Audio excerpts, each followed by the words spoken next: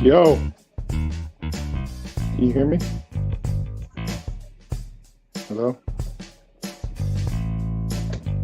Hello?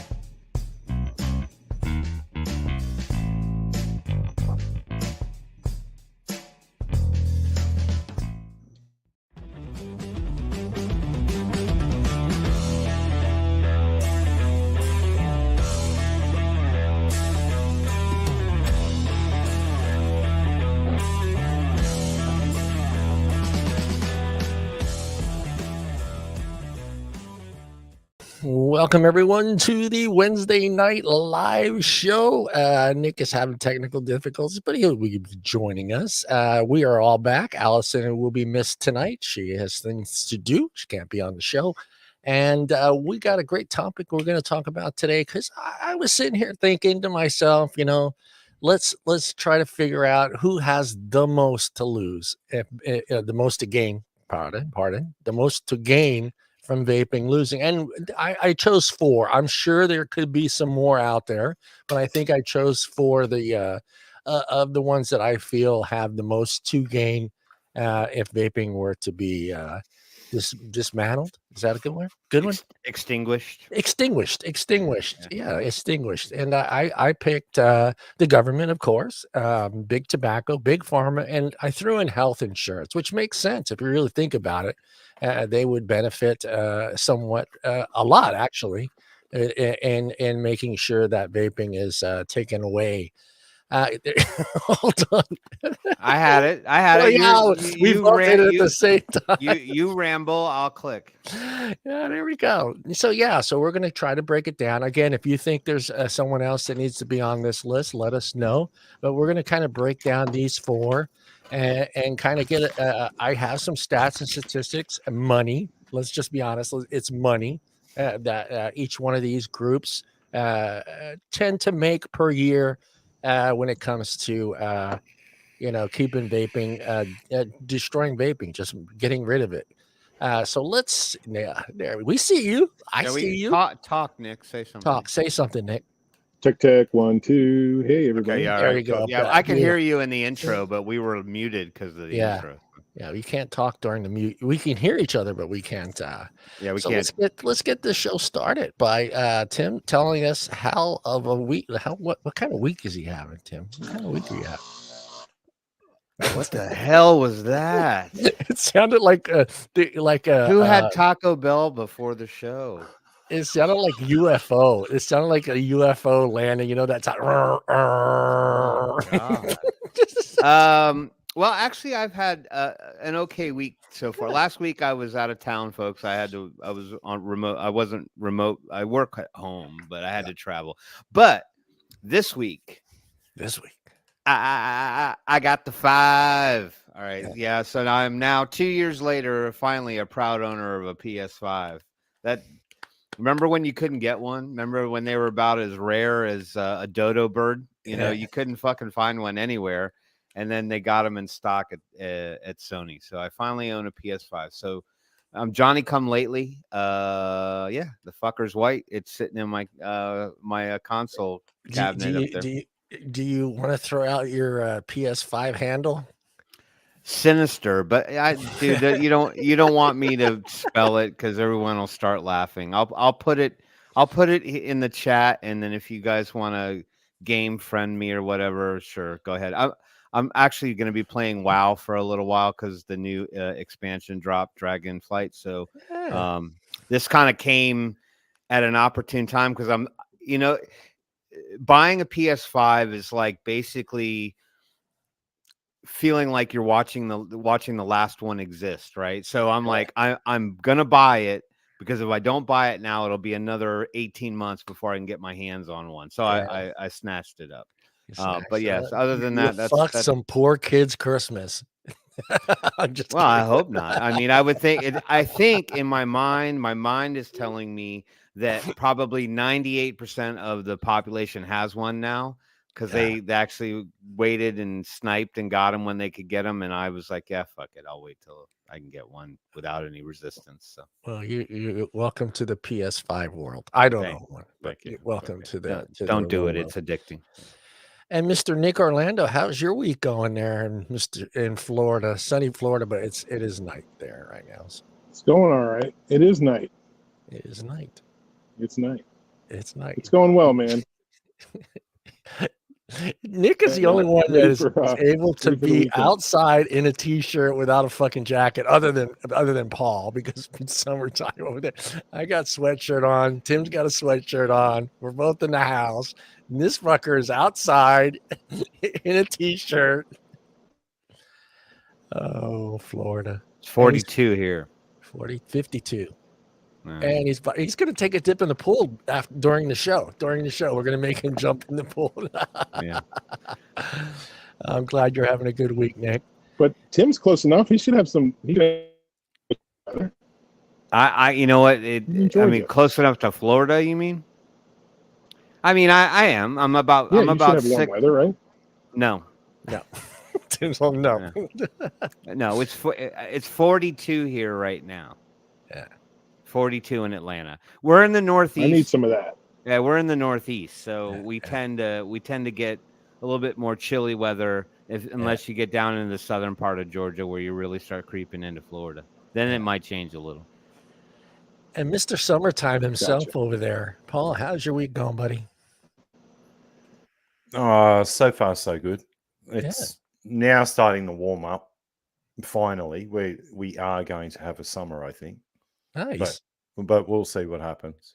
A little shrimp on the barbie. Oh, no, it's not a shrimp. They're called prawns. All right. All right. I'm just quoting the movie. Relax. No, that was Paul Hogan. That's Paul. See, here in America, we have a show called Pawn Stars. In Australia, their show is called Prawn Stars. No, it's called Shrimp Stars over there. People go catch old ass 150-year-old shrimp and then try to trade it in at some little shop and get a lot of money for it. Yep. Prawn Stars. Yep. No. All right, Timmy, why don't you Hey, Paul, do y'all have Outback Steakhouse, Paul? Mm. Oh, yeah. They got You're cutting in and out, Nick. You might have to move closer to your router. Yeah, I think it sounds like internet. Yeah. Outback Steakhouse. I still remember when I walked into one in the US and I said, I just want a medium rare steak. And they said, oh, crap, a real Aussie. Yeah. They didn't know what to think. And then you try and explain things to them and they just look at you and go, What do you mean you don't want that steak run over, beaten with a stick, and then heat it to nothingness? I like a little crisp in my steak. No way, medium rare. I know. But here, if I go out to a really good steak restaurant, I'll just have it blued. That's it. Yeah. Tim, say hello to everybody out there. Hey, everybody, and welcome to this week's Wednesday Night Live show. Looks like we got a lively chat tonight. Looks like everybody's getting along and mixing and mingling. So let's go from top to bottom, fit rather than bottom to top. And this one I miss people. So we're going to try a different route this time. So Mallory Gates first. She's first in the chat. Mallory Gates, good to see you. How are you? Bye.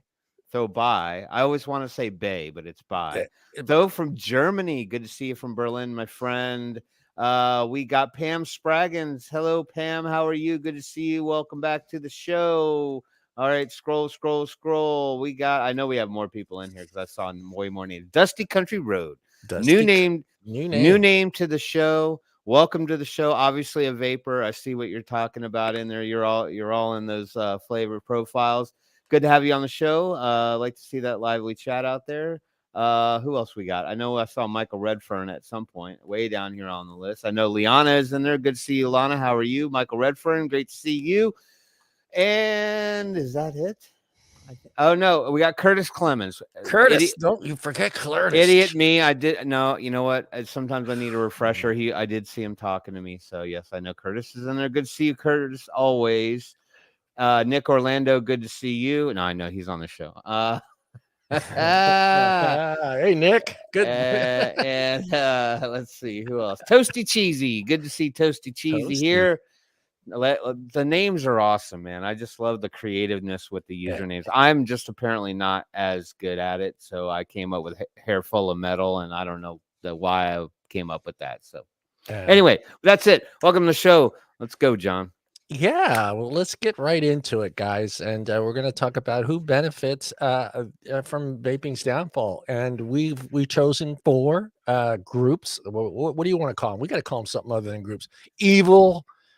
What was Snakes in the grass? Snakes in the, I like that. The snakes in the grass. So I figured we're going to start with. Let me open up my my browser here, and find my links.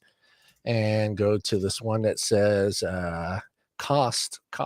There he goes. We're going to start with the government.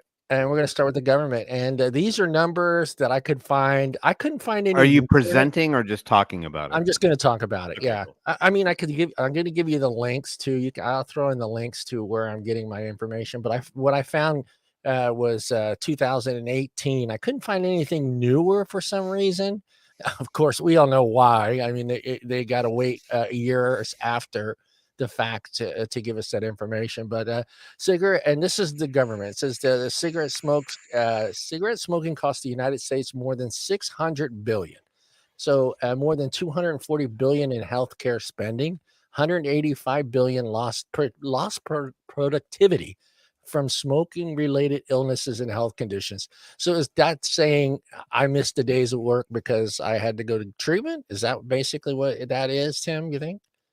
Well, I don't know if that has to do with read the statement again. What was the? Yeah, it says 185 billion lost to productivity from smoking related illnesses and health conditions.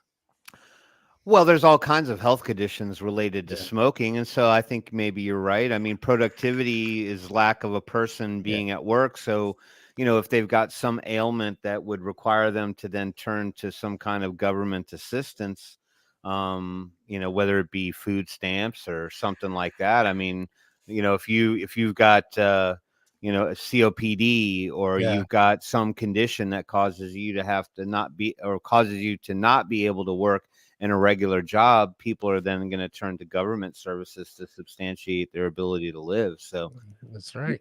I'm sure that plays a part in it. Yeah, and then it says nearly 180 billion in lost productivity from smoking related per mutual death. How is that? What is that? Read that again. It says 180 million in lost productivity from smoking related premature death. I'm sorry. God damn it, man. My eyes suck. Premature death. Well, I mean, if somebody gets, you're dead. You're dead. Gets can't. I mean, because if you look at probably what the average, what's retirement age now? 60s, early 60s.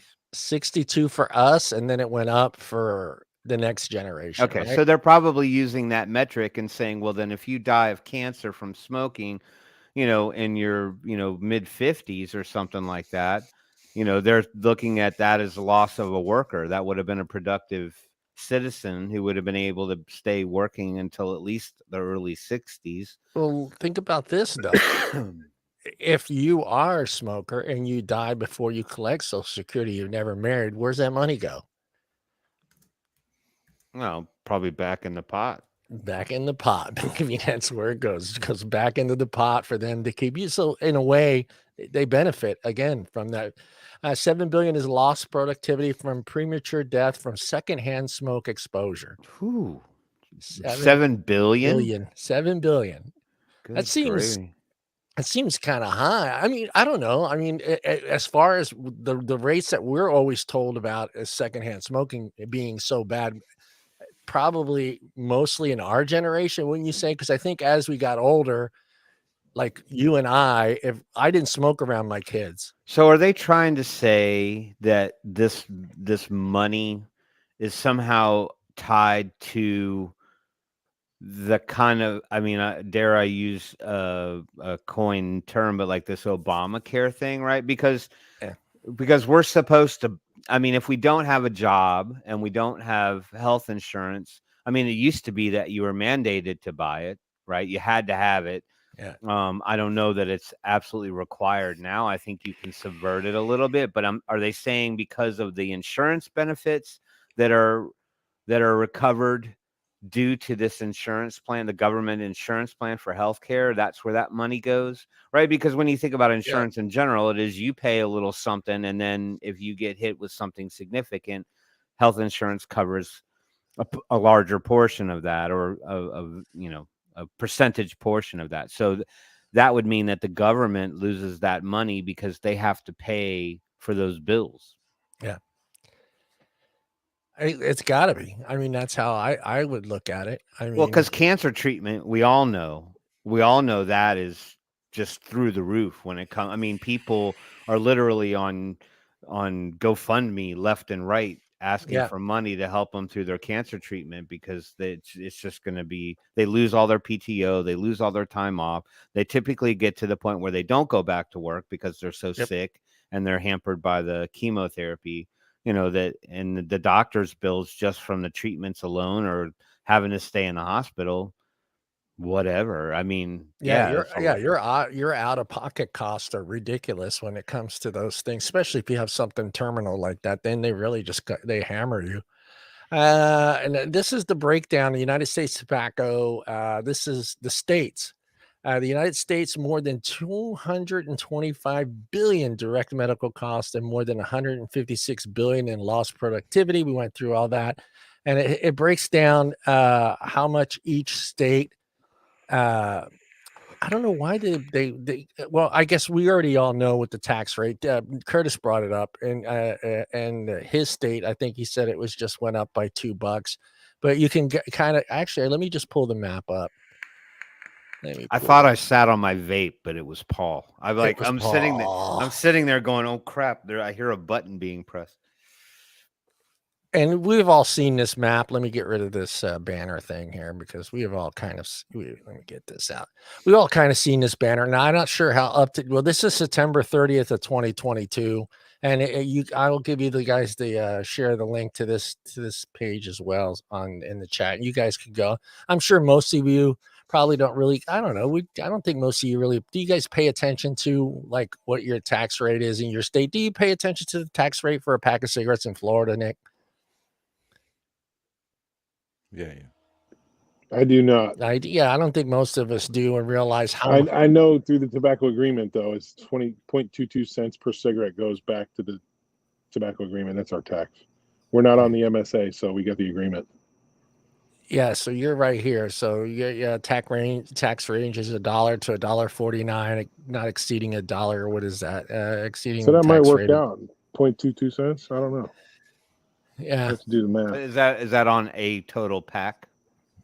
Per cigarette. So that's the way they say it. Okay. Are you talking to John or me? No, I was just asking in general. Anybody could answer the question. So Got it. You said 2.2 cents on a stick. 0.22 each stick. Yep. Okay, and there's 20 in a pack. There's 20 in a pack. Yeah. So. Yeah, I mean, these tax rates, and we all know that majority of this money doesn't go back into even supporting any sort of harm reduction programs for minors or even for adult smokers. So when you see these numbers, it's ridiculous. And then when you go to I have the other link, and I think I lost that link, but it actually had the breakdown of what each state makes from a pack of cigarettes per year, and it's just insane to see those totals. And then when you read what the CDC recommends that each state pays into harm reduction programs for children and adults, and you realize that none of that money is actually going to any sort of prevention at all. And it was funny because I had found that thing that I posted on Twitter the other day. I found that on the CDC's page, and it was from 2020. It says 2020 states will collect $27.2 billion from tobacco tax and settlements in court, but will only spend $740 in the same year. That's only 2.7% of that money is spent towards programs for stop youth smoking and helping adults quit smoking. That's the anti-vaping budget. Yeah, I mean that's the thing. I don't. That's the thing that kind of pisses me off the most. It's just like they with these groups like PAVE and Tobacco Free Tobacco, and all these other programs. They don't ever bring that up. They never bring up the fact that that budget is so tiny when it comes to each individual state. Now let's be honest, not every state is getting billions of dollars. The state of California got between 7 and 9 billion dollars last year from tobacco. And California seems to be one of those states that actually is right at what CDC recommends to put towards those types of programs. But we've seen other states that just have zero. Connecticut, New York was another one. Michigan was another one. They spend $0 towards these programs, and they never come up. So, where would you, Tim? Where do you put of the four? Where would you put the government in that list of the benefits the most from just seeing these numbers? What are my other choices again? Big pharma, big tobacco, and insurance companies. Well, it's all cyclical, right? So I would probably say I think I'd probably rank the government pretty high. I'd still probably leave them at the top, only because all of those other things feed back into the government at some point, right? So wherever the money ends up, in order for those other ones to stay in the game, they have to give money to the government too. Right. So they're double in what I hate They're using double that. dipping. They're double dipping. Exactly. They're double dipping and they're loving it because they're getting money. Well, they're triple dipping if you really think about it, because they're actually getting money from the MSA. Well, most of the states are getting money from MSA. They're getting money from pharmaceutical companies to keep, vaping off the market. And they have their own legitimate reason for keeping it, because 90% of that, 99% of that money, somebody's calling me right now. 99% Phil's calling me. The other Phil's calling. DM him, will you? Tell him to, you'll have decline here. Just decline. He's going to be all mad. Yeah. So, I mean, they are using a lot of that money to budget other things. And we've talked about this on the show, is I had someone actually say this to me when I brought up MSA money and the taxes and stuff. And this is I don't think everyone thinks this way, but this person actually came back and said to me, well, good, because if they don't have that, they're going to come after me some other way in taxes. And do you think that's how a lot of people vote? Because they know, like say here in California, with the no, or even any other state that votes yes on a flavor ban, is that in a way that those people are saying, well, if they don't get it from here, they're going to have to get it from somewhere else. So I'd rather them get it from you guys than come after me with higher property taxes, higher sales taxes, higher gas taxes. Because let's be honest, if the state of California were to lose $9 billion from that MSA money, where else are they going to go get that $9 billion?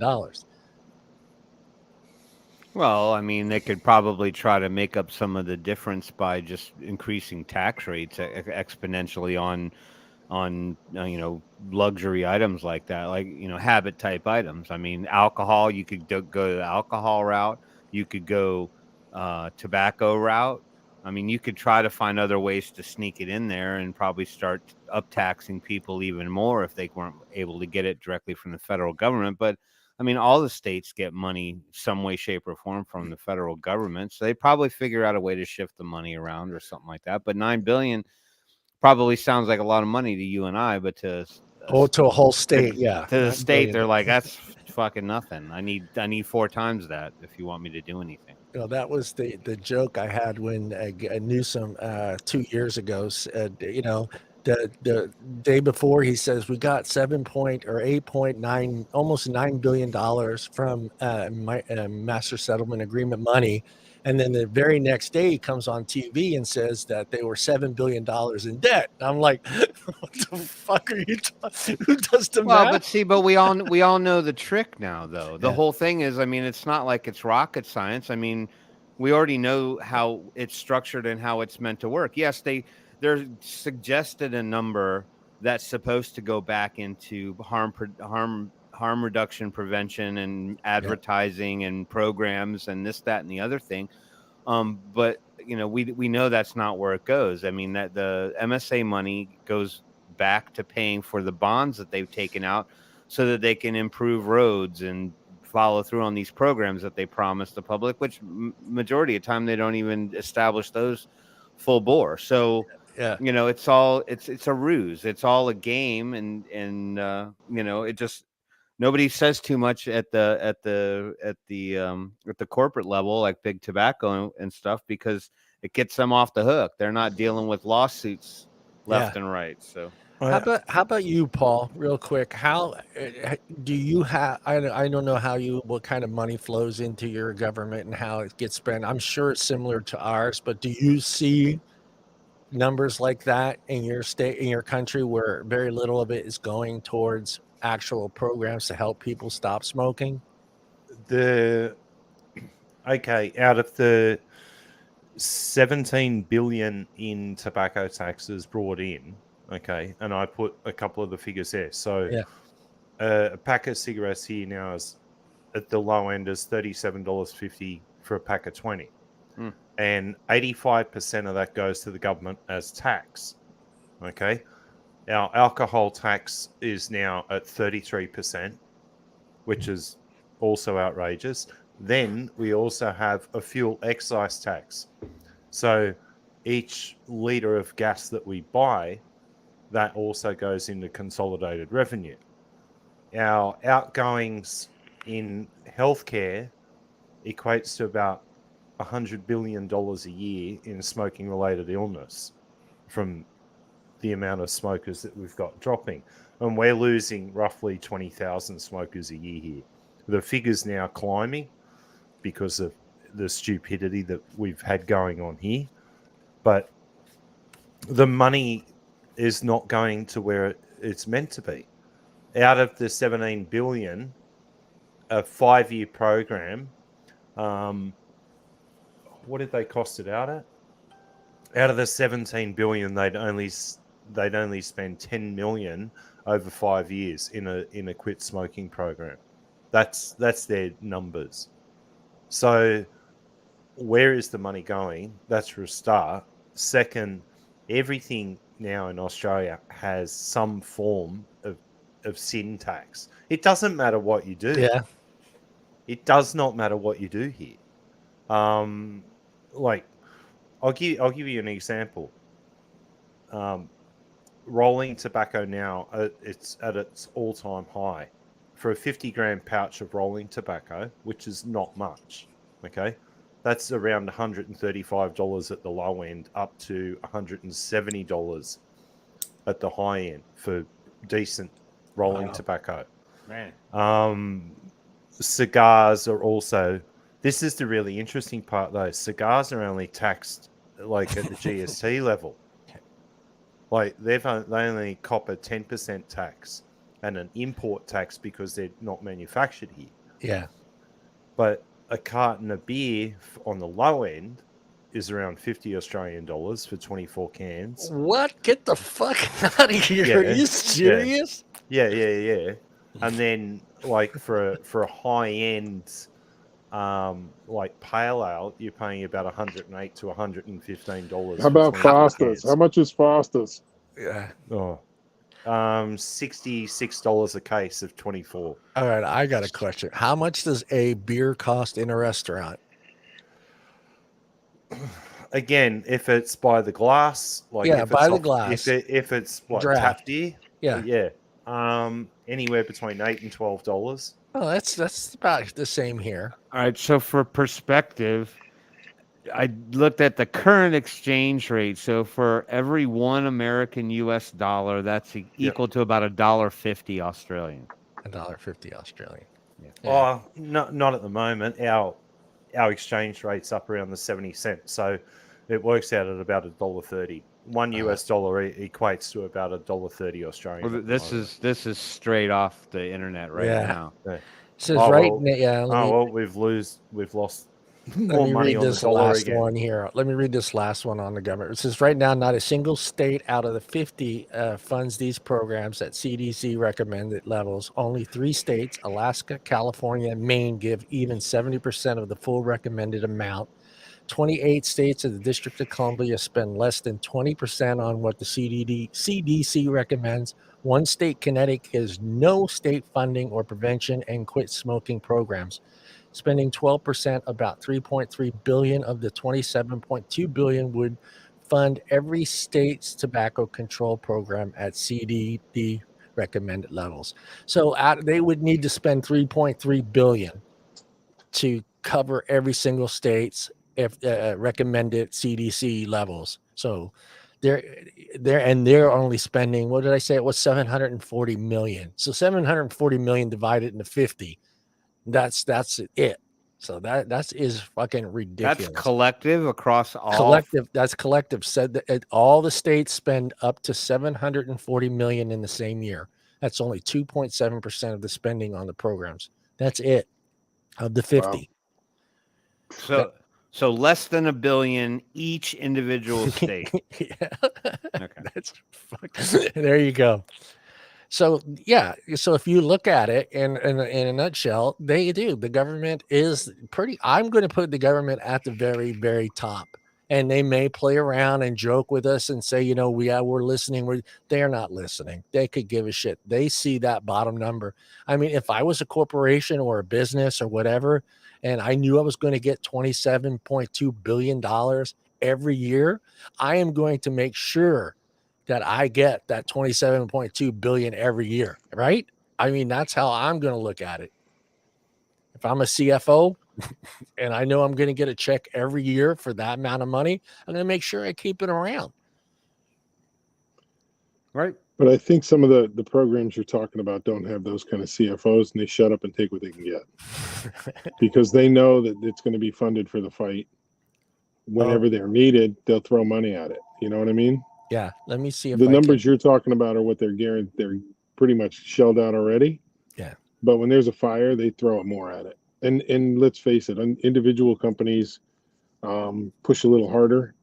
You're talking about government funding. They get funding from other places. Yep. I mean, we've talked about it so many times in the past. The Bloombergs of the world fund a lot of this stuff. That's private funding, dark money. And that happens more often than we know. And I think a lot of money comes in from there as well. The rest of the money goes to the people that go out and drive the funding, right? Yep. I mean, they need cars and Lambos too. So they're doing their thing. I think that's the other misnomer that's going on here too, right? I mean, and you look at some of these other agencies who are recipients of some of that money to push their campaigns or their advertising or whatever it is that they put out there. It's like with everything else. And I don't know, a lot of people here watching the show might remember when, the ALS ice bucket challenge was like the hot thing that was going on. And I thought it was sort of an ironic challenge anyway, because, the whole point was to drive a fundraiser for for ALS. But the whole point of doing the video was to do the video so you could get out of donating. Oh shit! You made me spit my soda all over my face. That's literally. It was like, I'm doing the ice bucket challenge, and I nominate Joe, John, Cindy, and Frank. And if you don't do it within 24 hours, you have to donate $10 to ALS. So people were doing it to supposedly get out of donating. Although I do think a lot of people donated. Yeah. Back to the point. The point is that all of those nonprofit agencies who get money from the general public in the form of donations. Which, in fact, some of this money that's coming in from the government are probably viewed as a donation, unless you specifically tell that agency what you want that money to go towards. They get to determine how they want to allocate it on their own. So if you think you're giving $100 to ALS to fight the disease, when in fact they go, thanks for your $100, we're going to take that 100 and it's going to go into the allocation pool for the CEO's salary, which is $300 and something thousand a year. So $2 goes to the fund. Exactly. And so with that said, none of us here would ever give money to PAVE or CTFK or anything like that. I'm just saying the government probably does not specifically state what that money is to be for in that organization. That organization can then take that money and then pay people so that they still have these high profile jobs. So if you do donate money to the cancer or ALS or, saving the dogs, whatever, heart, lung, lung, whatever you want to donate to, nonprofit, charity, when you give your donation, tell them I want this to go towards this. And if you tell them that, they have to put it towards that. Just saying. So, so the money you're talking about, John, is probably going, and Nick's talking about is going to put somebody's Lambo on the road. Yeah. Yeah. See, that's the thing that makes me a little bit, upset is they don't seem to have to explain to us where that money goes, and that's the part of that really pisses me off, because they'll always say, well, went to state programs. They'll say roads, they'll say infrastructure, all this bullshit crap, but they never really kind of break it down to letting you know exactly where that funding went. Did it go to reseed your fucking lawn? Where did this money go? We want to know where that went. And if you are so worried about the children, then why is 50 states only spending 2% of $27 billion to keep these programs running to help students, instead of just kind of bullshitting and playing games with us and trying to make it seem like it's PAVE, it's these other programs that are attacking us. They're funding these programs, and they're helping to make sure that vaping doesn't exceed or gets to the point where we don't have flavor, so we don't have this, so we don't have that, we can't get hardware. If they took that money and funded enforcement, it would make a huge benefit to the industry and to youth access. If they took 50% of what they're not giving right now and funded people that were accurately out there doing their job, enforcing some of the bad players, I think the industry overall would be beneficial to the industry and to everybody doing the stuff right. Yeah. Yeah, it's ridiculous that, and then Connecticut was one of the states that was one of the originals, right? I think they were one of the first to actually ban vaping, period, in the state. Or you can get e-liquid, but you can only get tobacco, correct? Or is it vaping in general? Connecticut, I think, is vaping in general. Yeah, so you can't get so I mean, and then I was going to look at what their smoking rate is in there, if it's increased or decreased since that's taken place, and I'm sure it hasn't changed. No matter what it says, you're not gonna see accurate numbers. It's increased, I guarantee it.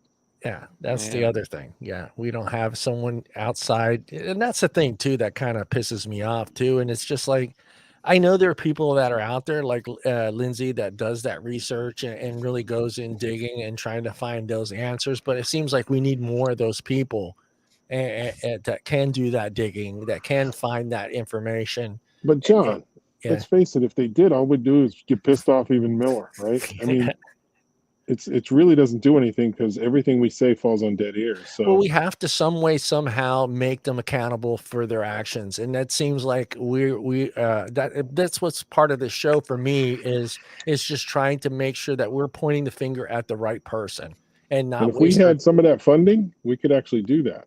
Yeah. We can go after them hard. Yeah, but we don't get none of that funding on our end. No, when we ask for it, people go, we don't need it. Yeah. And that's the thing, why isn't there a push? It's $27 billion. Well, why don't we push them to do some actual accurate vaping studies? Have an outside group come in and do their. Thank you, Paul. Paul's like, that's not going to happen. It won't happen. It won't happen, right? Simply because there's certain other little people. Look, their masters are all sitting there in the background going, "You're not allowed to do that. We're telling you what to do." Yeah, you've got to heed to your masters, And Nick, if I can remember this rightly, a couple of years ago, we exposed, I think it was Ohio or one of the states around there. They were buying golf carts with their MSA. Yeah. I thought it was fucking hilarious. I can remember that one. That was funny as hell. And they're upgrading. I'm trying to remember. That was a long time ago. I don't know who that was, but yeah. Yeah, but you remember that, don't you? And we found something, and it was golf carts. Yeah. And you said, "What?" Yeah, and I sent it golf to carts. you, and you said, "Yeah, it was golf carts and upgrading, so the government could actually play golf at a better golf course or something." That's right. And don't forget, smoke their cigars. Yeah, but it was cigars. Yeah, but the funny part was it was a private country club, and they paid for the golf carts for a private country club. And I'm going, hang on, if that isn't corruption, I don't know what is. Yeah. Well, let's jump into number 2, big tobacco. Does big tobacco have any dog in this fight? Do they have a reason for vaping to disappear? Their profit margins go up. Their profit instantaneously. You take vaping out of the space, and they're like, great, we're getting all those smoke. Well, not everybody, but they're going to get a large portion of those people that had finally turned the corner and leaned towards vaping, and are going to just go back to cigarettes because they're not ready to put the nicotine down. They still need that crutch in some way. So yeah, they're probably licking their chops. They're like, we'll kind of hang out here on the fringe. We'll pretend like we're kind of getting into the industry as well, like we're playing our part. So we can protect. We can kind of kiss some babies. Yeah, and we'll develop some products or put some money or invest in companies that are in the vaping space and stuff like that. So it looks like we're kind of being a little counterintuitive to our mission. Yeah. But damn well what they really want. They probably are all sitting there with a friggin' a thing of Cavazier and their little glass with their cigar ready to chop the tip off of it and light that snifters. Fucker. Exactly, little sifters are and they're ready to go. They're like, can't wait till we get to celebrate in the office there, John. But the other thing is, Tim, and on top of that is the future, right? So if they snuff us out, they still got the future guys, the ones that don't necessarily have left and gone back, but now they can push their messaging out for a future generation and reinstitute tobacco use. Right. Where this is kind of taken over, and the people that haven't even seen our products yet, they can hook them. Yeah. Well, exactly. It just builds their future. Here's some of their numbers. $8.2 billion was spent on advertising and promotion of cigarettes and smokeless tobacco combined. About $22.5 million every day. Every day they spend $22.5 million on advertisement, and nearly think of what they used to do, John, when they used to have a bigger venue to be able, like NASCAR and all that, when they were able to advertise. Now they can't. Yeah, it's probably 1 million every hour. Smokeless tobacco products include dry snuff, moist snuff, plugs, twist. What's a fucking twist? Plugs and twists. That's like it's like I think plugs are kind of like if I remember correctly, it reminded me of like a licorice stick. It was like this compressed kind of tobacco, and they could just kind of like a Slim Jim. They could just kind of bite it off and put it in between their cheek and gum. Yeah, plugs. Let me look it up. I think plugs are more of something that you might have seen like in a Western movie. It was like the old way of doing tobacco, and they would have like this little stick, and they would just like put it in their teeth and bite off a chunk, and they could just slap it up there in their teeth and gum and just kind of chew on it, and then you get the tobacco release. So non-combustible. Yeah. Snuff and disposable products. Price discounts to retailers account for 74.7% of all cigarette marketing costs. $5.7 billion. These are discounts paid in order to reduce the price of cigarettes to consumers. So they've got a big let's say a whole hand in the pocket. They're in their pocket. So the whole let me share real quick. Hold on, just you got. I'm curious. I've never seen. I was a little off on the description of all the kinds. Most of it looks like this, but hold on. So let me make that bigger. So it looks like a cake of tobacco, kind of like a brownie. That's fucking gross. Oh, I think I've tried that before. Yeah, it's Yeah, like, but like, it's, if You it's guys sort get of that? Just like break a jerky. piece off. Yeah, I think Yeah, I've done the yeah. Levi Garrett one. Yeah. Yeah, here's your it's plugs. twist, John. Oh Yeah. God, that's fucking gross, man. Yeah, It's poop. Hard pass. yeah, They but still do that. I don't think it's as popular as it probably once was. But I do remember seeing this growing up as a teenager, and it was like, I'm not. Scroll back up. Scroll back up. You know that right there. Go back down a little bit more. Right there, that one pouch one. You know that's banned. No, the one next to that one. That advertisement's been banned. Yeah, but it's just interesting to me because I do remember seeing it growing up. But I'm not biting into that thing. Oh, Yeah, you it's gotta cut plug tobacco. You could cut it off, and you could actually chew on it. a lot of a lot of pipe tobacco came in that format as well. Wow. And you break off a piece and you rub it in your hand, and it'd fluff out. Break off a piece of that. That looks like that looks like this looks like a little Debbie's brownie. Yeah. Yep. Man, look at them marketing towards kids. Warhorse bar. They got a horse on there. That's kid. Yep. Yeah. Union leader cut plug. Yeah. Wow. Yeah. Look how old it is. Yeah. Log Cabin was another manufacturer of it. There was Red Man. I remember seeing that. Well, there you go, kids. Get You're yourselves right. a fresh I'm gonna pack of pass on plug. Well, I thought you were going to take it on another tangent, and we were going to end up in an adult store with plugs. But we won't go down that pathway now. That's the thing. Now we break that down. The tobacco company spends $8.2 billion, 22.5 million every day, compared to what the states pay for prevention. You put what tobacco spends at $1 million a day, every day or every hour. 1 million every hour, 22.5 million every day, compared to our country, the United States. We're talking about the United States here, that gets 27.2 billion a year and only spends 2.7%, which comes out to $740 million a year. How they even compete? They can't compete. Can't. But I mean, I'm just trying to think about this for a minute, right? So if they spend all this money every minute, every second, every hour, every day, every week, every month, every year, that's not like streaming advertising. I mean, because most cigarette advertisements aren't coming in the form of shit on the TV, shit in your social media streams. It's all in print or posted somewhere where you typically have to read it or something like that. So, I mean, are they just talking about the normal operating costs to print all of the advertising material? It says 8.2 billion was spent on advertising and promotion of cigarettes and smokeless tobacco combined. That's it. That's all it starts. Yeah, I'm just when you gave it on a metered basis, like 1 million every day or whatever, you're thinking, okay, that must be sending it off to the printers to have it, inserted into every GQ magazine and the little slicks that they put up in the windows at the convenience stores and stuff like that. Are they even you allowed put mailers to in, buy one get ones, and percentages off? And I haven't seen one in a while, but I used to get them from either Newport or Cool all the time. Yeah. Are they still on the side of buses? Are they still allowed? No. Are they not allowed? They're not allowed to do it on the side of a bus, and they're not in like Times Square anymore. Like they used to have the big Marlboro sign up there. I've still got my Marlboro belt buckle. Yeah, so How many Marlboro bucks did that cost you?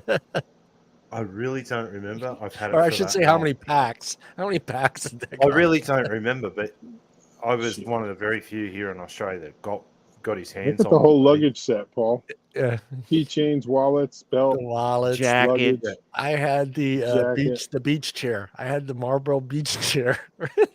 Love that stuff. I threw it all and away. Isn't that funny to think like how proud we were to be like, look at all the death I've consumed for this fucking chair. At the beach. Exactly. That guy smoked a lot of packs of Marlboro to get that chair. Cut. No, it's just ironic to me when you have a moment to reflect on, when you smoked and then you look at you're like, collecting fucking tabs off of those packs of cigarettes. And you had to have a lot of those motherfuckers too to get something good. It's like being at Dave and Buster's, you know, the machine spits out like 8 billion tickets and then all you get's like a balsa wood flyer or something, you know. Yeah. Is that in Australia? Because I got hammered in Vegas. I got 2 Coronas and a bottle of water. It was $97. What $97 for 2 Coronas and a bottle of water. I was like, fuck. And I got a tip. So it was like $100 easy just for 2 Coronas. I was like, you know what? Screw you people, man. You need to gamble. Yeah, you That's all. gamble. You need to go sit at the tables and play, because if you Yeah. do that, all your drinks are free. So you know Now- that's kind of how you defeat I it. don't Saying know how. Apathy Miller was here and paid $47 for a kamikaze Yeah, in Tampa. Man, you got to go over to the beach. Clearwater's Yeah. are cheap. yeah. You got to order a Mexican restaurant. Yeah. Now it was hard for me to kind of get pharmaceutical numbers, so I went with I just went with the basic one, which of course is associated with smoking cigarettes, which is cancer. So I didn't go into CP or CD, whatever. I don't even COPD and all that other stuff. You guys can pull those numbers if you want to, but it says the National Cancer Institution calculated the average cost of medical care and drugs tops $42,000 in a year following a cancer diagnosis. Some treatments can exceed $1 million.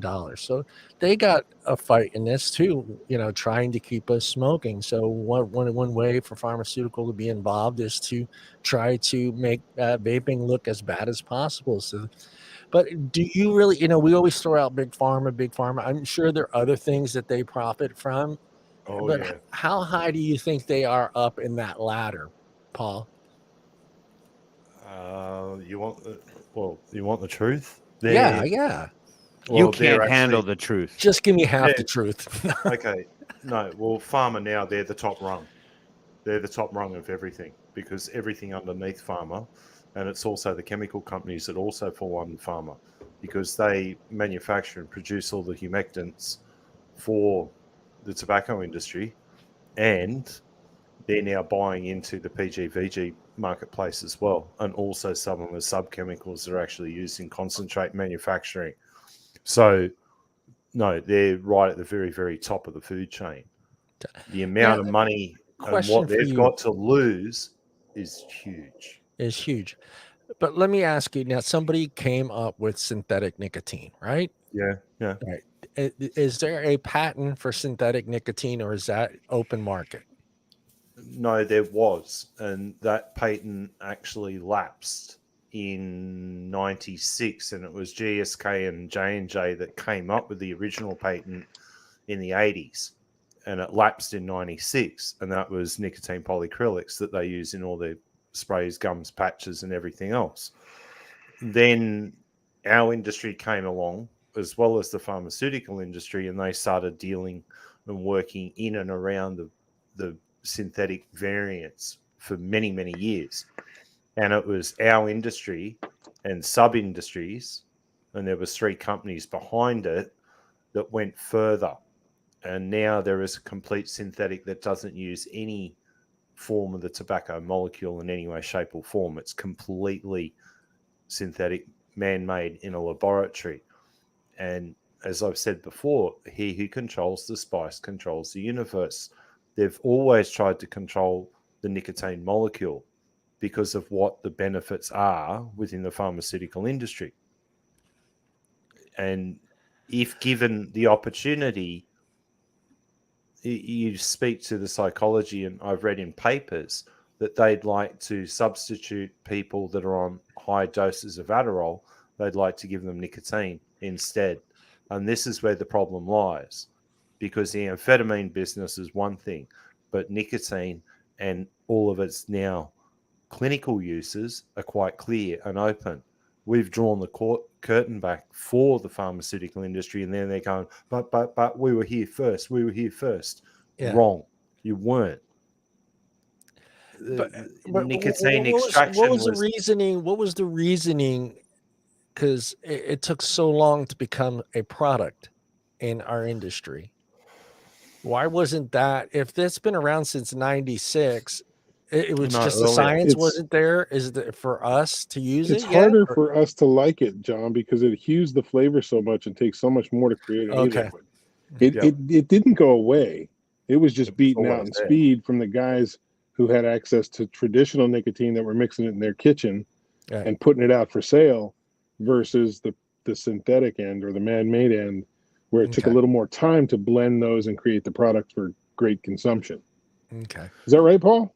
Is that kind Yeah, 100%. But it also took, well, the last 3 years for the flavoring companies and mixologists to actually catch up to that level and figure out, hang on a second, we have to do this, this, and this in there was order no to make reason. this They were function. making No. money hand over fist the old way. Why would they Well, change? Freebase, Now, okay. Yeah. traditional Now is Freebase, now yeah. like, oh, you got to look, think about Well, it. you got to right? you got to go looking for it now. Yeah. Freebase nicotine and the purity of it in the last 3 years has also gone up astronomically. You can comfortably vape 12 milligram Freebase, and you've got none of that scratchy throat business anymore. That's gone. Yep. That's gone from what it was even 3 years ago. The quality now is so high, it's not funny. In Poland, they've actually found a way to distill and then crystallize Freebase. So you can now, instead of having it in a PG formula, you can, well, it's 1,000 milligram. You won't be doing that with it. No, You no, won't no. be putting it on your tongue. No. But now I don't need you a can cigarette for a actually, year. well, the key behind that is 1 kilo of crystalline form. If it's weighed out correctly on proper lab scales, you're dumping that into a mixture. You don't have to have anywhere near the level of PG in there. PG, like the qualities of PG go out of it, and now they've got to the point where they can actually create synthetic VG, and we're at that level now. And it's our a better industry. product. I mean, the products now, even the PG and VG, are higher level dollars wise. Yep. So you're talking a much more, I guess, impactful or user friendly, all that stuff. Product. The product is a much purer form, I guess you'd say, with less harmful constituents than even what we're vaping right now. Yeah. The majority of us use this, traditional nicotine, traditional VG and PG, but they're now looking at even less harmful constituents for this nicotine, synthetic, and man-made PG and VG that will be even less harmful constituents that they can't even detect on a radar. You need to also factor in that PG comes from the petrochemical industry. It's a byproduct of that industry. Now they can do that in a lab as well and bypass that whole system. Yeah. I've tried some of it and it's mind-boggling. You don't even know it's there. It's the strangest thing ever. And then with the synthetic vegetable glycerin, that takes away from destroying forests and that. And for the palm-based VG, like there's various forms of it, but once we're at this is a whole turning point. And this is where the pharma industry, they're very worried that we're coming up with these technologies faster than what they're thinking about. And we're really starting to bite into them because a patient of the pharmaceutical industry is a customer for life. A patient lost hurts their back pocket. We're keeping ourselves healthier these days. We're looking for other things, even synthetic sweeteners. Even synthetic sweeteners now. Tim got excited when you said we're keeping ourselves healthier. It's like, what? We are? Well, we No, are. it made quality me of think of a flavorings. meme I saw. Right, Paul? The quality of flavorings now is incredible. What's available out there? Well, you're proof of that. You know what's going on, and it's like scratching your head and you're going, "Hang on, this wasn't available like 3 years I even ago." I didn't get offered any of that. No, all right. Let me get back to it. Let me get back to it. John, it's coming. I have money. Sit tight. It's coming. Yeah, okay. When you see what's been going on in the background recently, you're just going to sit there and scratch your head and go, "Hang on, Give me 2 weeks." right? Yeah, This was never around 3 years ago. Now, just out of curiosity, does pharmaceutical double dip as well? Do they get funding? They get funding from governments to do certain programs and certain whatever you want to Research call and it. everything Yeah. else. Oh, major grants. So you can kind of say those two are kind of in. Well, let's just say they're in bed together, and we understand. Paul and some other people that have been on the show explained to me. I thought a lot of the funding for the FDA was coming from us, from because that's usually done in the budget every year in Congress. No. But a large portion of their money does come from pharmaceutical companies spending money to make sure their products, quote unquote, get a check mark. Let's just say check mark. 75% of the FDA's funding comes from pay to play from the pharmaceutical industry. So They we can kind of control put the them FDA. 1A, 1B. Let's just say the government and the pharmaceutical companies basically number 1, A and B. Well, there's no number. The government gets it from everywhere. So to Tim's point, they're number 1. Everybody else is or they're A and everybody else is B. Okay. There's no one of the three that is better than the other. They're all paying the government, and the government's triple dipping, and it's just the way it is. I mean, that's my opinion. Is that I think when I saw the list, I'm like, they're all there.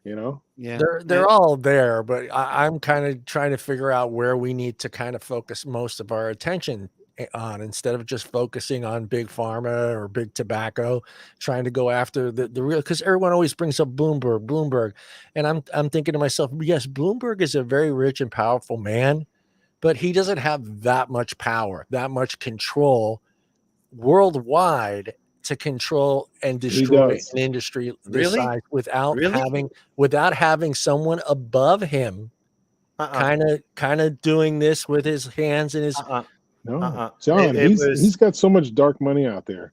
It's sick. It's not him personally, it's his organizations that pay, and there's so many. It's not just Bloomberg. There are so many names out there that fall under that umbrella that are funded by him, who fund others, who fund others, who fund others, or his organizations, that it is huge. It is a whole dark network of funding. It's disgusting. You this is how I kind of always, maybe I'm picturing it wrong, but I always picture, there's always there's always a scapegoat. There's always a guy that is in the media, is in the limelight. He's the guy that's going to be the face of whatever organization or whatever group that you're representing. There's always that one guy. He's the guy that if shit goes to hell, or if shit goes to shit, he's the guy that's going to be the one to blame.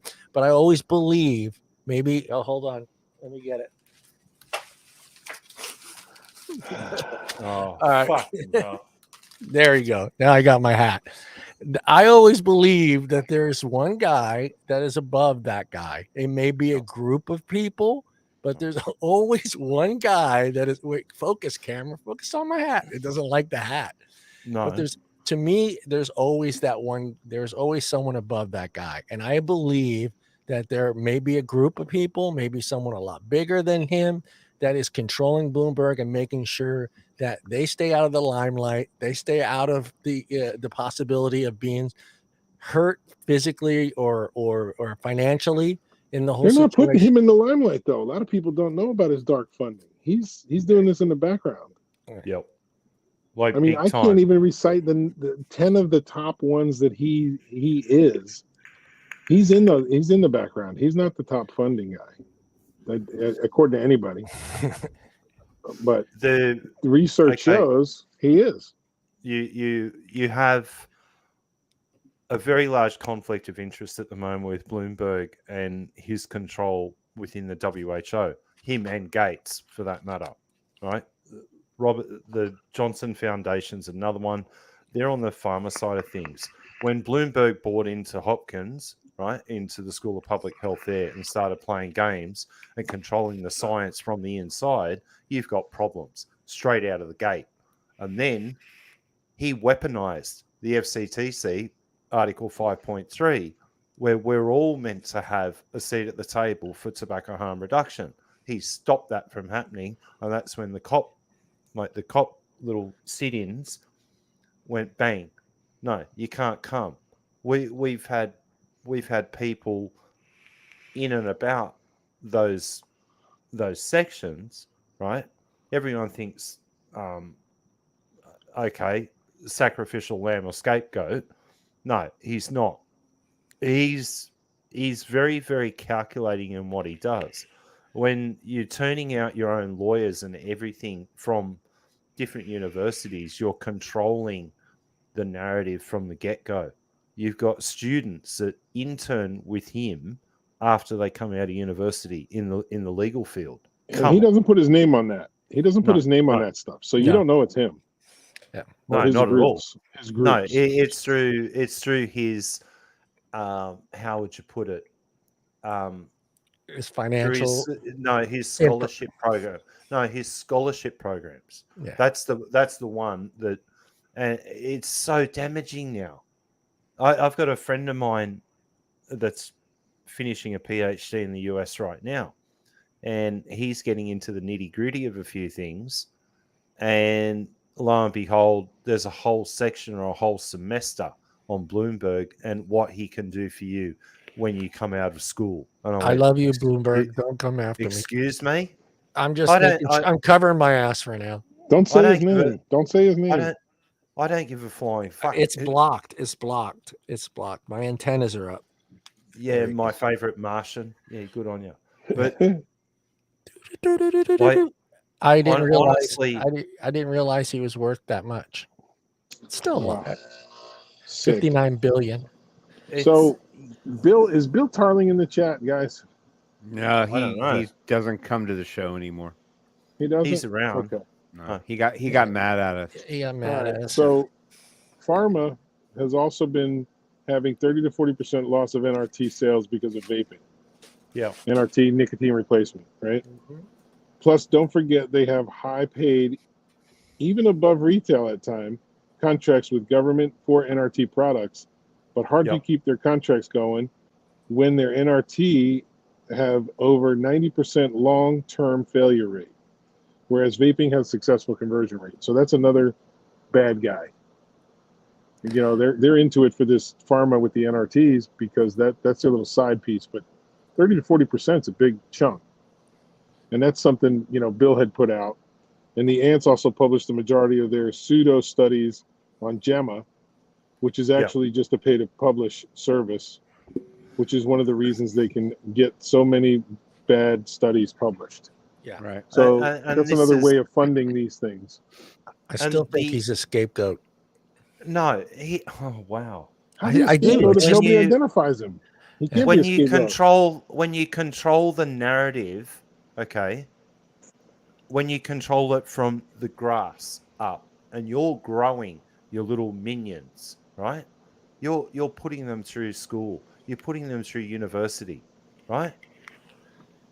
It's unbelievable. Yeah, we'll set you up. That's how it works. LMICs, or low middle income countries, are being controlled and manipulated by this guy and his group of cronies around the world. I don't care what anyone says. He is one of the most evil men on the planet. Him and Gates, for that matter, if you listen to Gates about vaccinations and the rest of his hoo-ha gadgetry, he's another lunatic. Yeah. Both of them. Just stick to computers. I can't even do that right. John, put your hat back on. It's us against them. That's it. Yeah. All of them.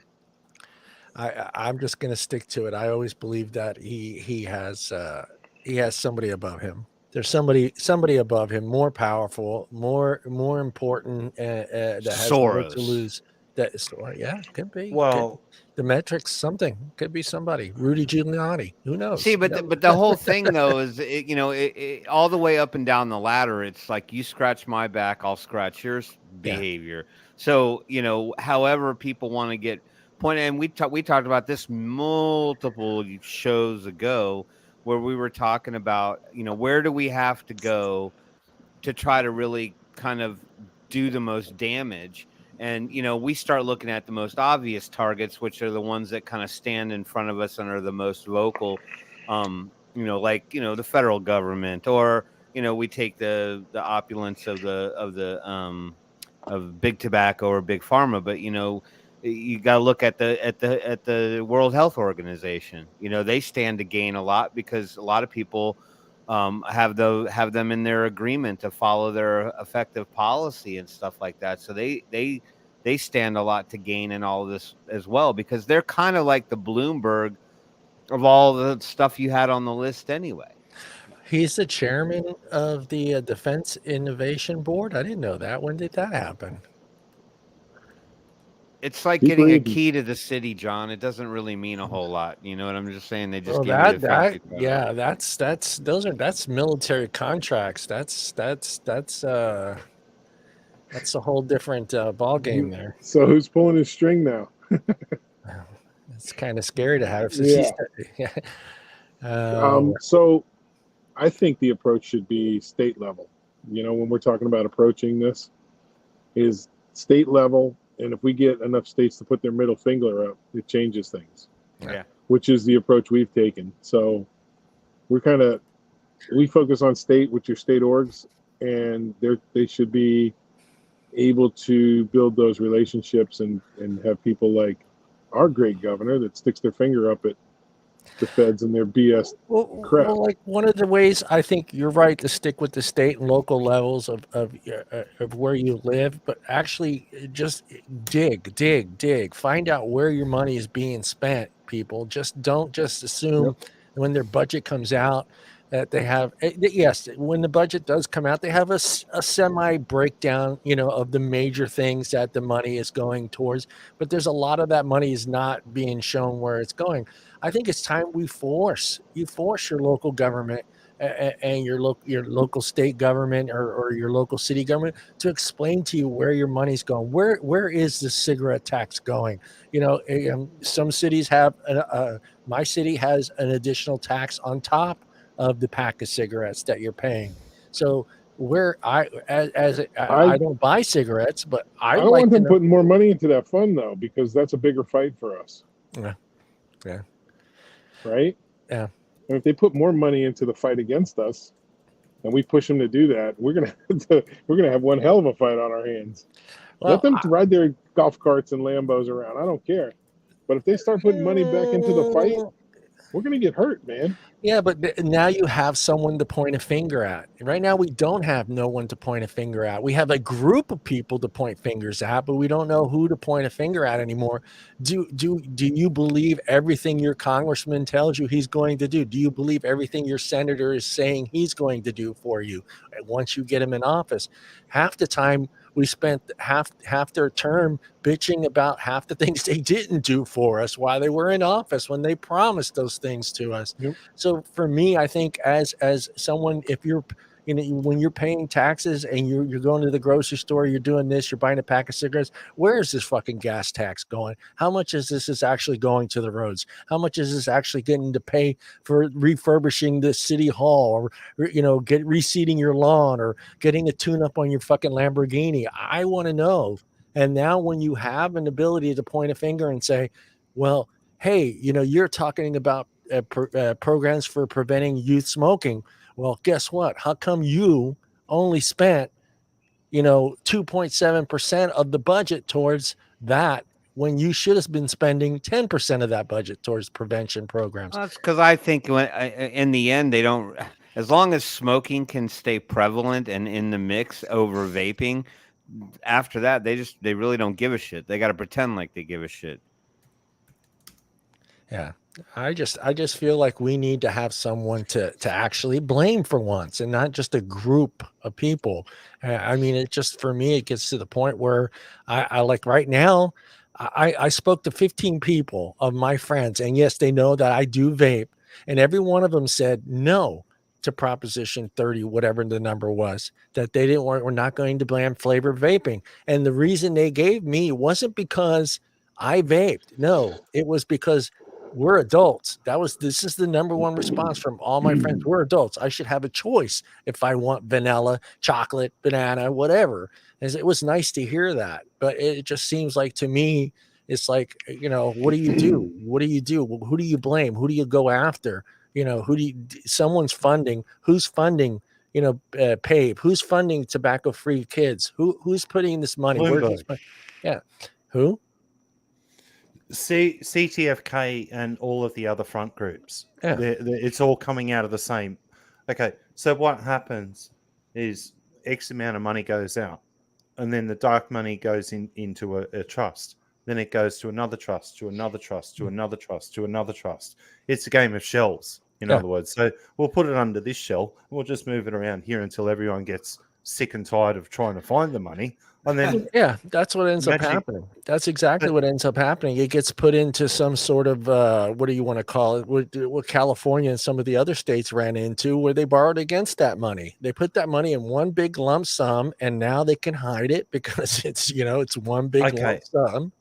Okay, but with the MSA agreement and the money that comes back from the MSA each year, buying into bonds wasn't the smartest move. Okay, because those bonds need to be paid back.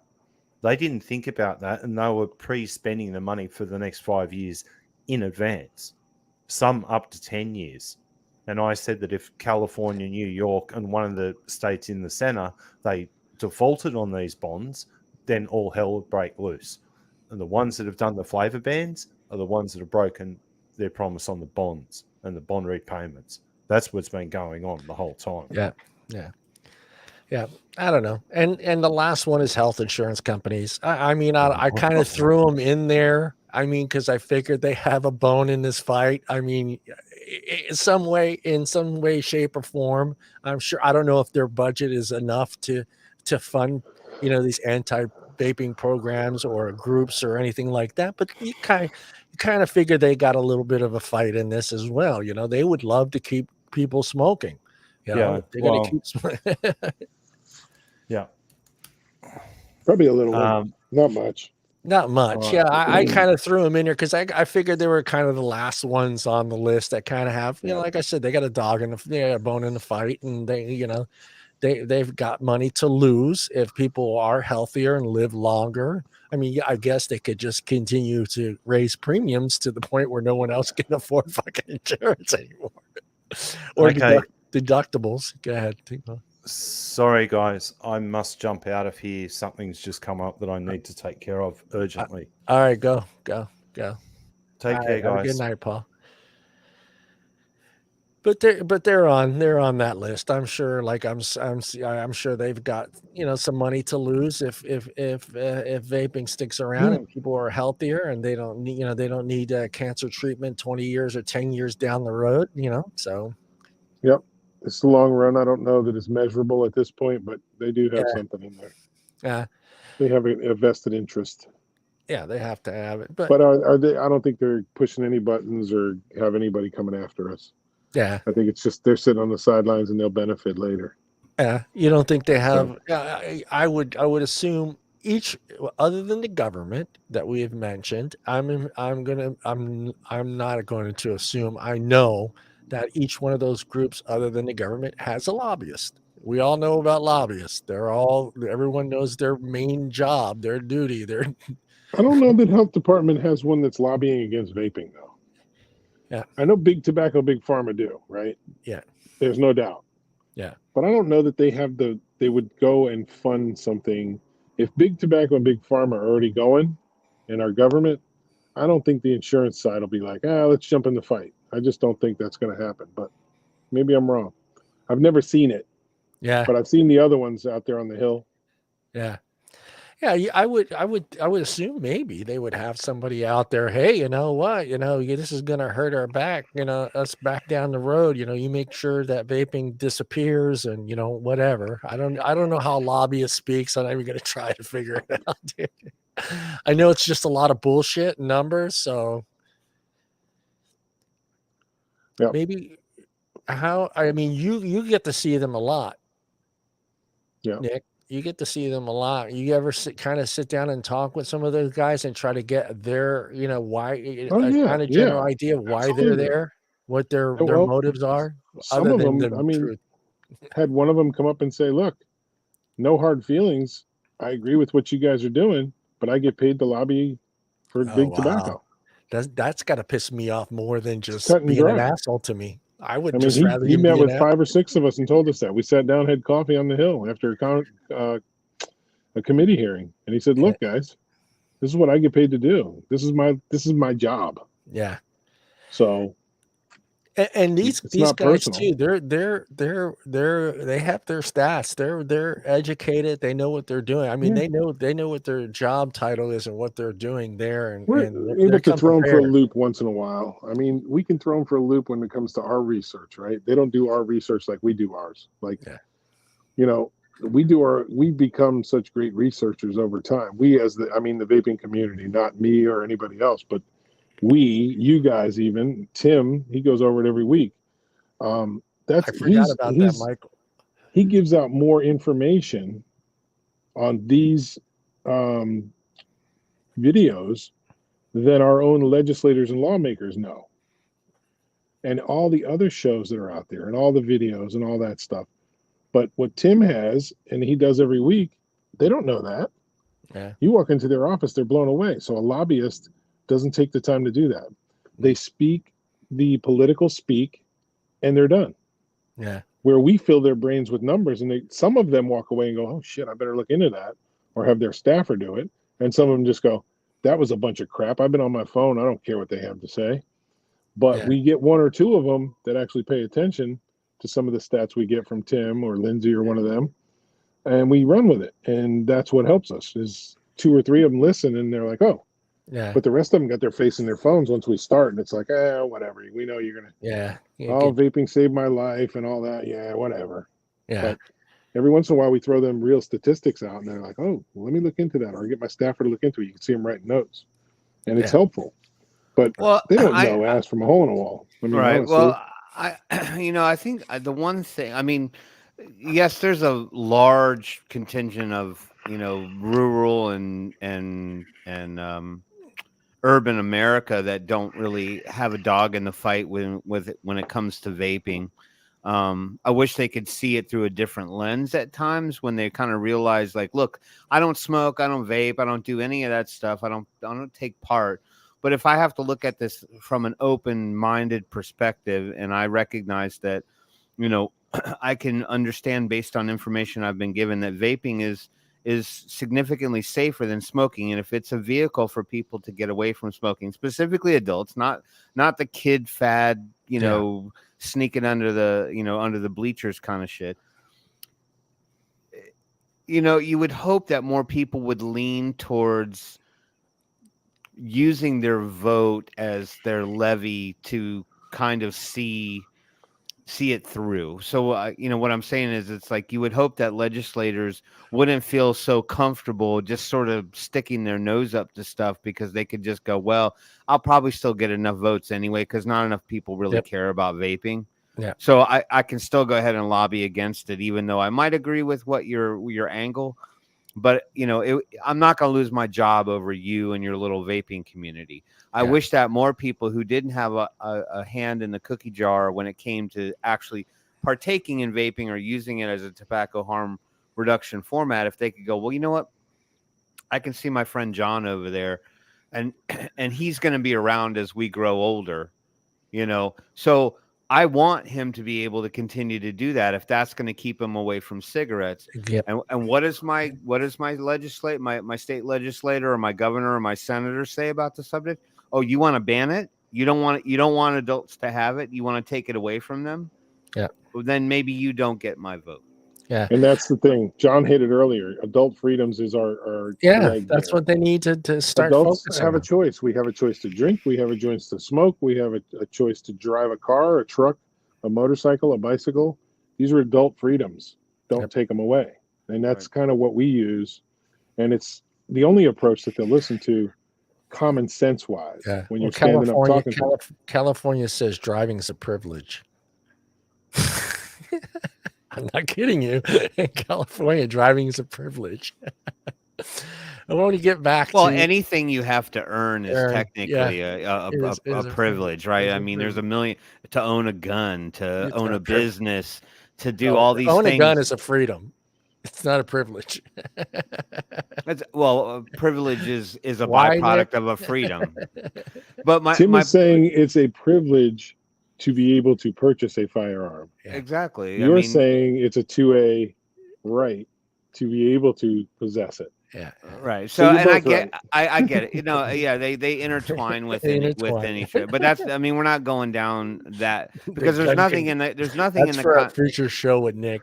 There's nothing in the Constitution that states that we earn the right as U.S. citizens to be able to vape. But I do believe that as long as the evidence exists to say that people can make educated decisions about something they want to partake in, provided that it's not explicitly illegal and prevented, that I think that it would be nicer if more people could look at life with a wider lens and not just see it from that myopic viewpoint that they have, where they're like, oh, you're stupid vaping and your blueberry donuts standing outside on the corner. And, you know, and the shit I read on Facebook tells me that fucking vaping is 10 times worse for you than smoking.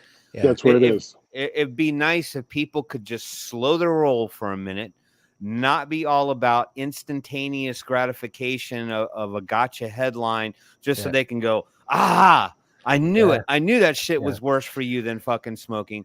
If they, it blows my mind to spend time on Twitter, and every now and again, unless you spend a lot of time in the general space, is you once in a while you'll get a fish that bites. Okay. And when I say that, I mean someone who decides to engage in your tweet because they're not a vapor, they're not involved in vaping, but sometimes they jump into the conversation for a hot minute. And the moment you start to kind of overwhelm them with the whole idea is like, look, I'm not arguing with you right now. I'm not trying to fight with you. I'm not trying to belittle you. I'm not trying to bully you and make you feel stupid because maybe you don't agree with vaping. All I'm asking you to do is take a little bit of time and look at the argument on both sides of the coin. Yes, it's easy to read all the negative shit on Facebook, the stuff that's intended to hit you first so that you'll get that as the belief system. But if you spend a little time kind of turning over some rocks and you had a chance to be a little bit more objective about your opinion, even though you don't really give a fuck about it. Yeah. Well, I think that would bode well for luck. Yeah, I think but what about the kids? What about the kids? But I think the biggest problem we have with what you're saying is, Tim, is the fact that Big Tobacco has lied for so long about what secondhand smoke and cigarettes do to you that we gotten to the point where everyone sees vaping as smoking.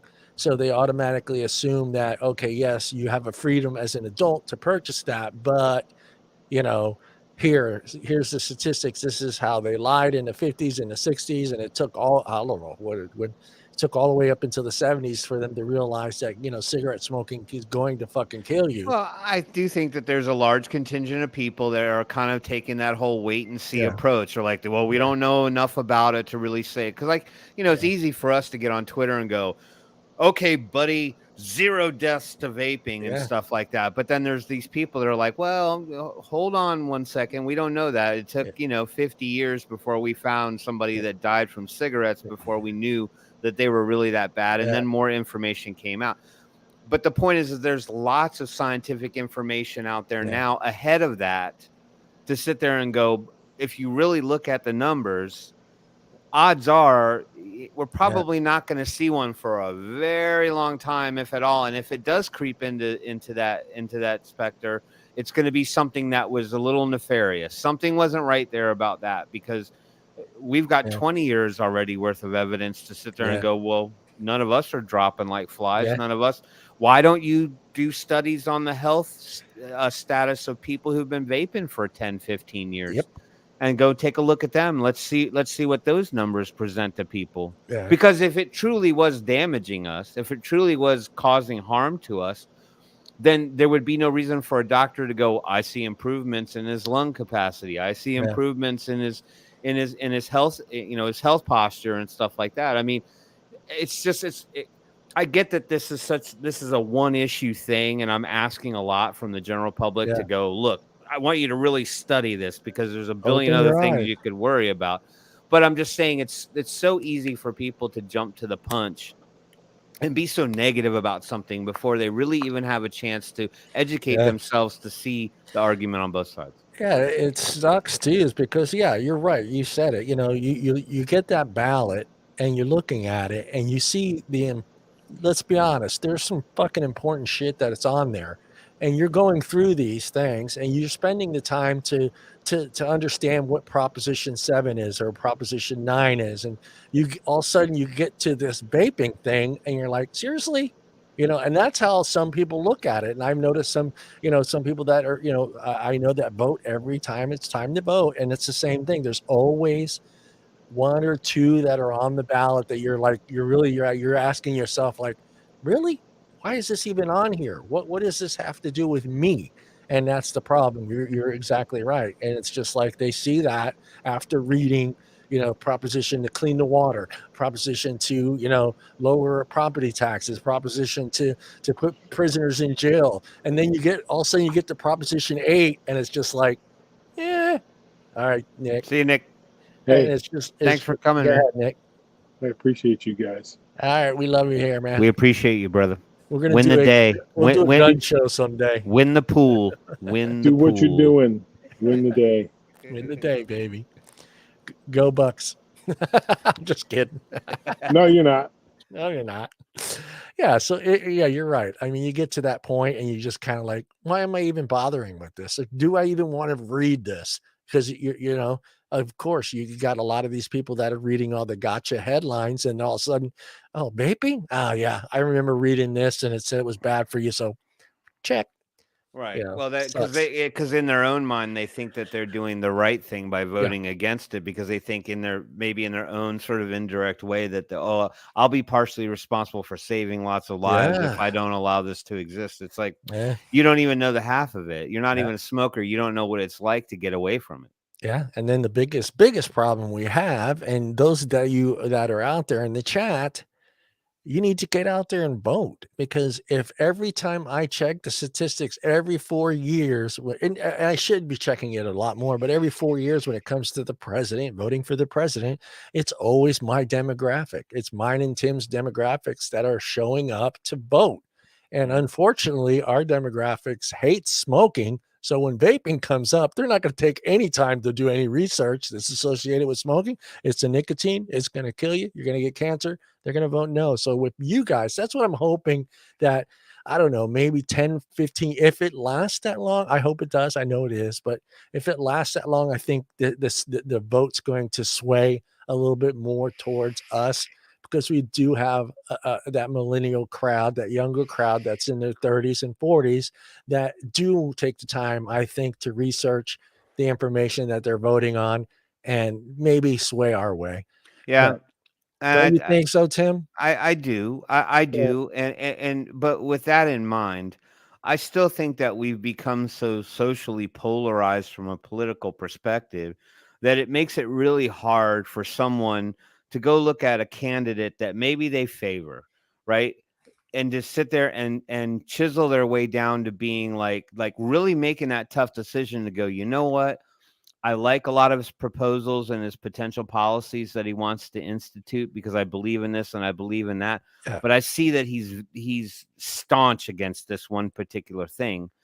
And it's going to be really hard to flip that switch the other way and vote for that other person when I'm not really a fan of them. Yeah. I think that is going to be one of the hardest things that anyone would ever have to do. And which when you aren't a vapor and you aren't involved in that, it makes it really hard to look another direction and pick somebody who's in favor of something when that person that's against it may vastly favor things that you really want to be a part of your life moving forward. Right. That's the toughest part of it. Yeah, because we're not all going to agree with everything. Timmy, you ready for some newsy? Sure, let's talk about some shit. All right, here comes your bumper. All right.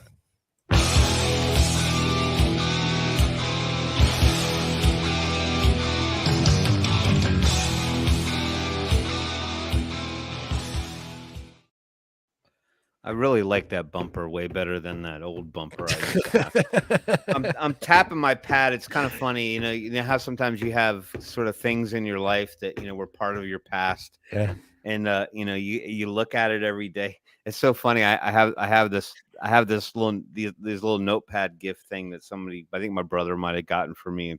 I don't know, like 4, 5, 6 years ago, and it has me and my ex-wife's name on it, and Yeah, baby. then every time I get to a new page, I like scratch her fucking name out. I'm surprised you kept them and haven't used them to start Well, fires. because I mean, it was good paper. You know what I mean? I use it for Yeah. notes, and I'm like, and then you get to the next page, you're like, oh shit, there's a goddamn name again. Let me scratch it out. So every page that comes up, I spend about 3 minutes scratching her name out with did he give you, precision. like, I might add. yeah, did he give you like a 7-year supply of it, or No, what? it was like a stationary box. It probably had like Okay. five or six pads in it. All right. So But they're a each couple pad's, years. yeah, each pad's probably about 50 to 60 pages. So it's like when you need a quick piece of paper, I mean, you got something right at your disposal. But then I have to look down. I'm like, oh shit, there she is again. And scratch it out. Anyway, Should send them to her. I don't want to send anything to her. She already stuck her hands in my wallet. Anyway, Yeah. so with that said, yeah, let me bring up an article or two here. Bring Hold that on. news up. At first, well, I want to start with one thing, right? And because this is kind of like, an advocacy show. But if you have not signed up and become a member of CASA, you need to do it. Only because you'll get notifications and stuff about, goings on in your state with regard to legislation, potential bans, or any other taxations that are going on. And they notify you of that. Just keep in mind that CASA is not, some organization, a for-profit type organization. They're effectively users like us, that, they help give us information, and they don't always know everything either. So sometimes they rely on us to send them information. Go, hey, I just got a thing in my local newsletter for my community that our local legislation is going to be having a vote to try to ban vaping in my city or something like that. It helps if you feed information back. Point I was trying to make is that you get emails from them. It's important to read them and check them, even if they don't call on you to do anything. And specifically, maybe it's just information. But there's a survey that's out right now. It's an annual survey that CASA does every year that gathers information from people that are part of the organization, part of members of CASA, to help build survey results that they can use as basically data to try to say this is the results of vaping effectively. So their annual survey is out. I'm sure most people that are CASA members have gotten the email already.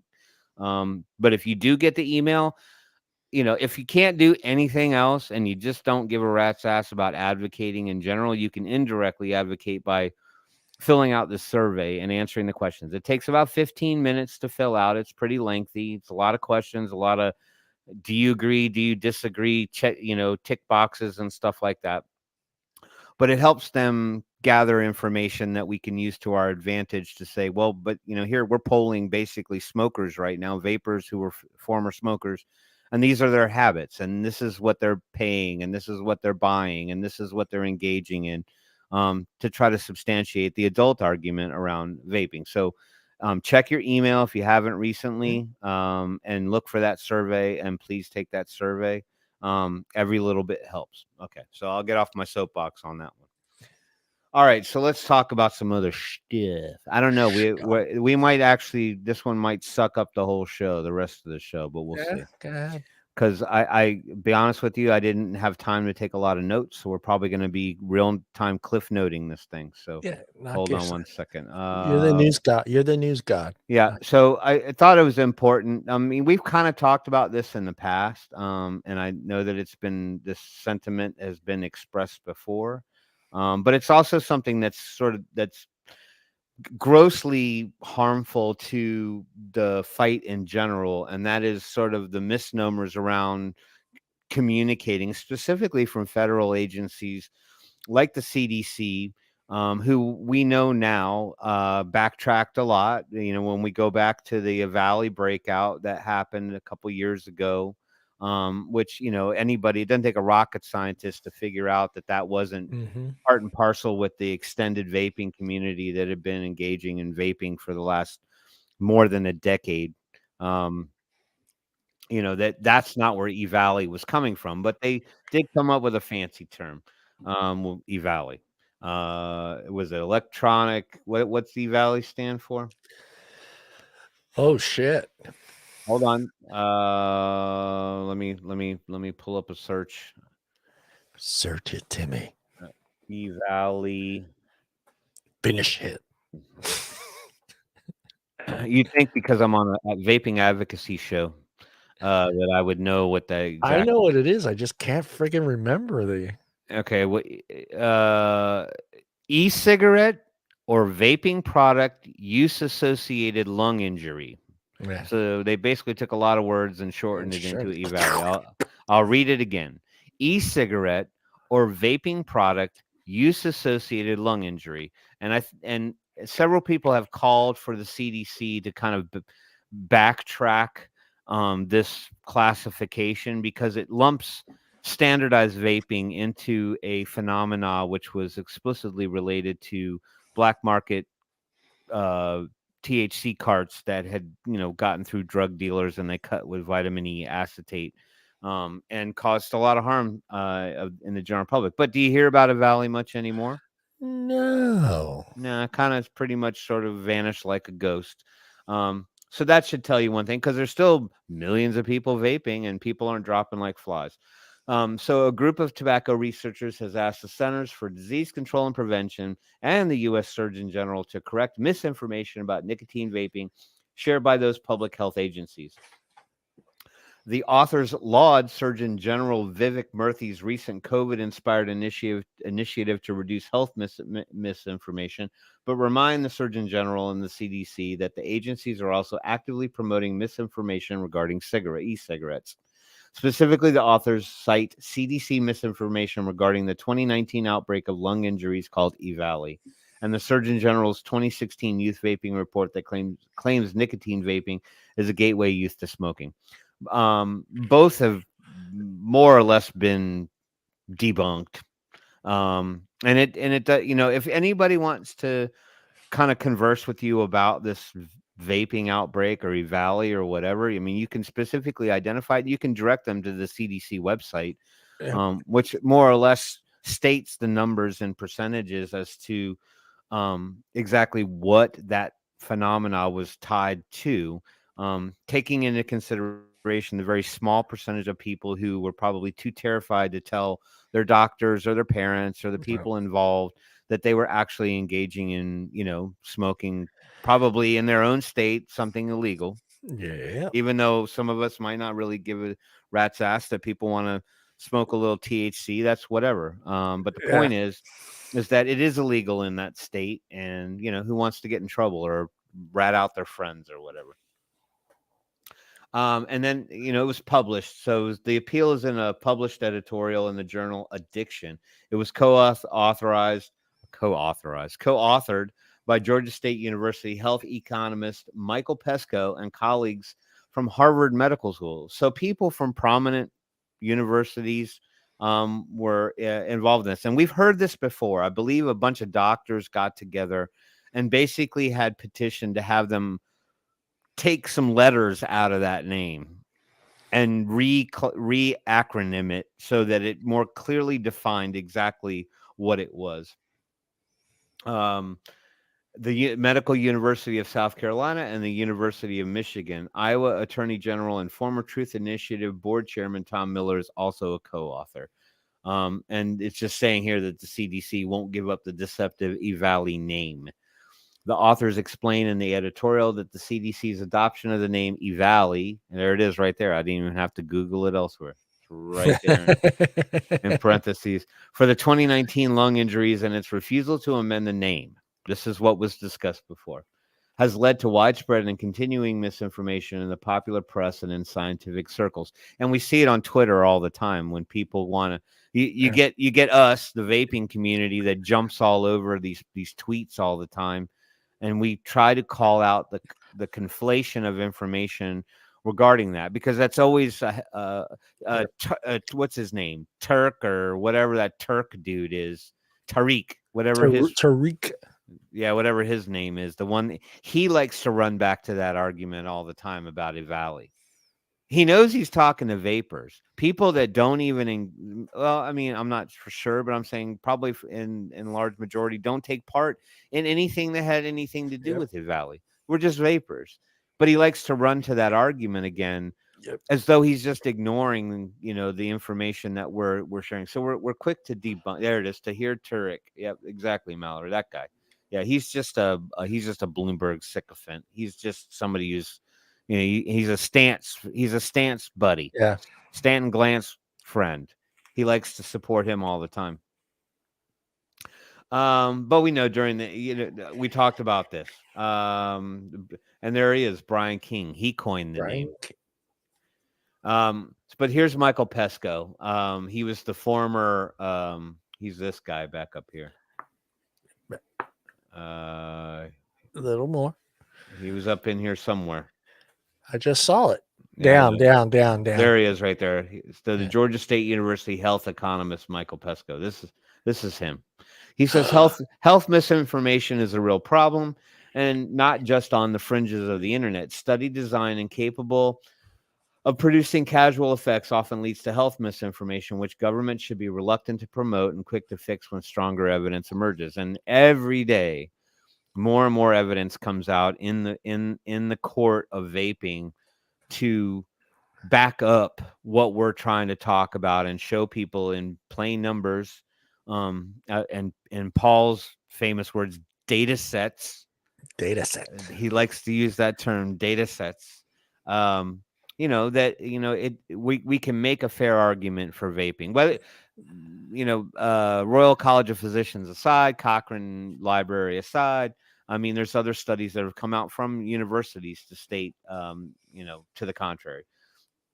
The named helped kill 68 people and hospitalized thousands of others who were not clearly told the risk of vaping unregulated THC oil cartridges by the country's leading public health agency. And this is something that we've brought up as well, John, you'll remember, is that we said, if you're going to lump everything, the message you're pushing about Valley is you're saying, oh, it's the flat-billed guy out on the street corner with his blueberry vape that's in the risk category, and they're not addressing the elephant in the room.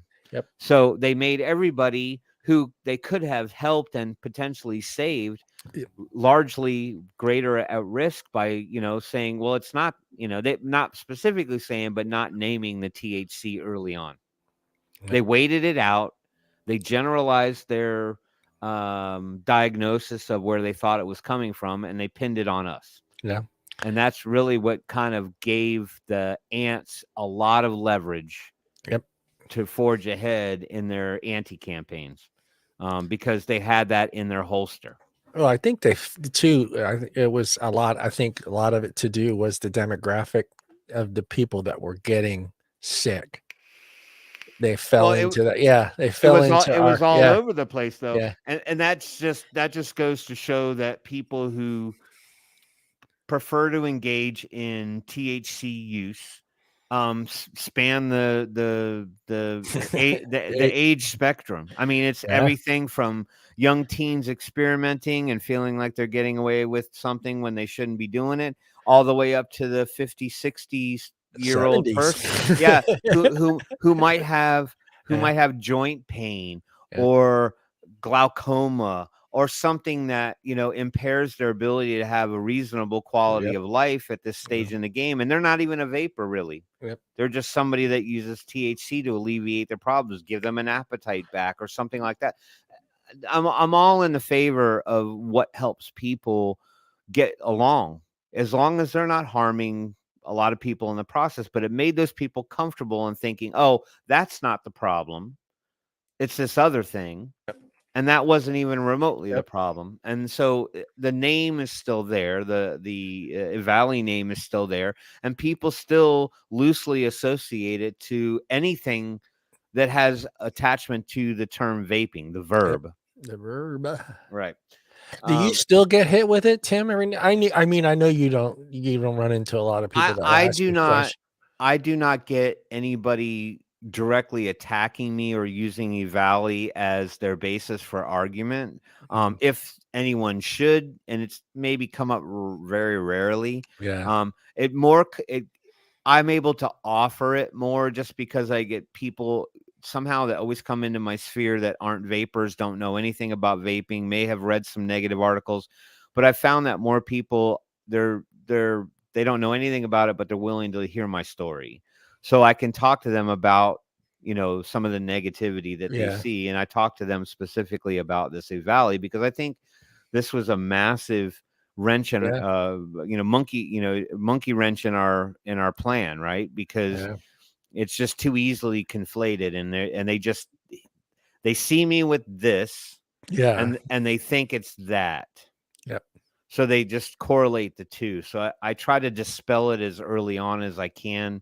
And I feel like I come from a strong enough place that I can kind of back that up. Anyway, so while CDC's name includes e-cigarette, the authors write all evidence points towards vitamin E acetate, contaminated illegal tetrahydrocannabinol. You got it, Tim. Oh my God.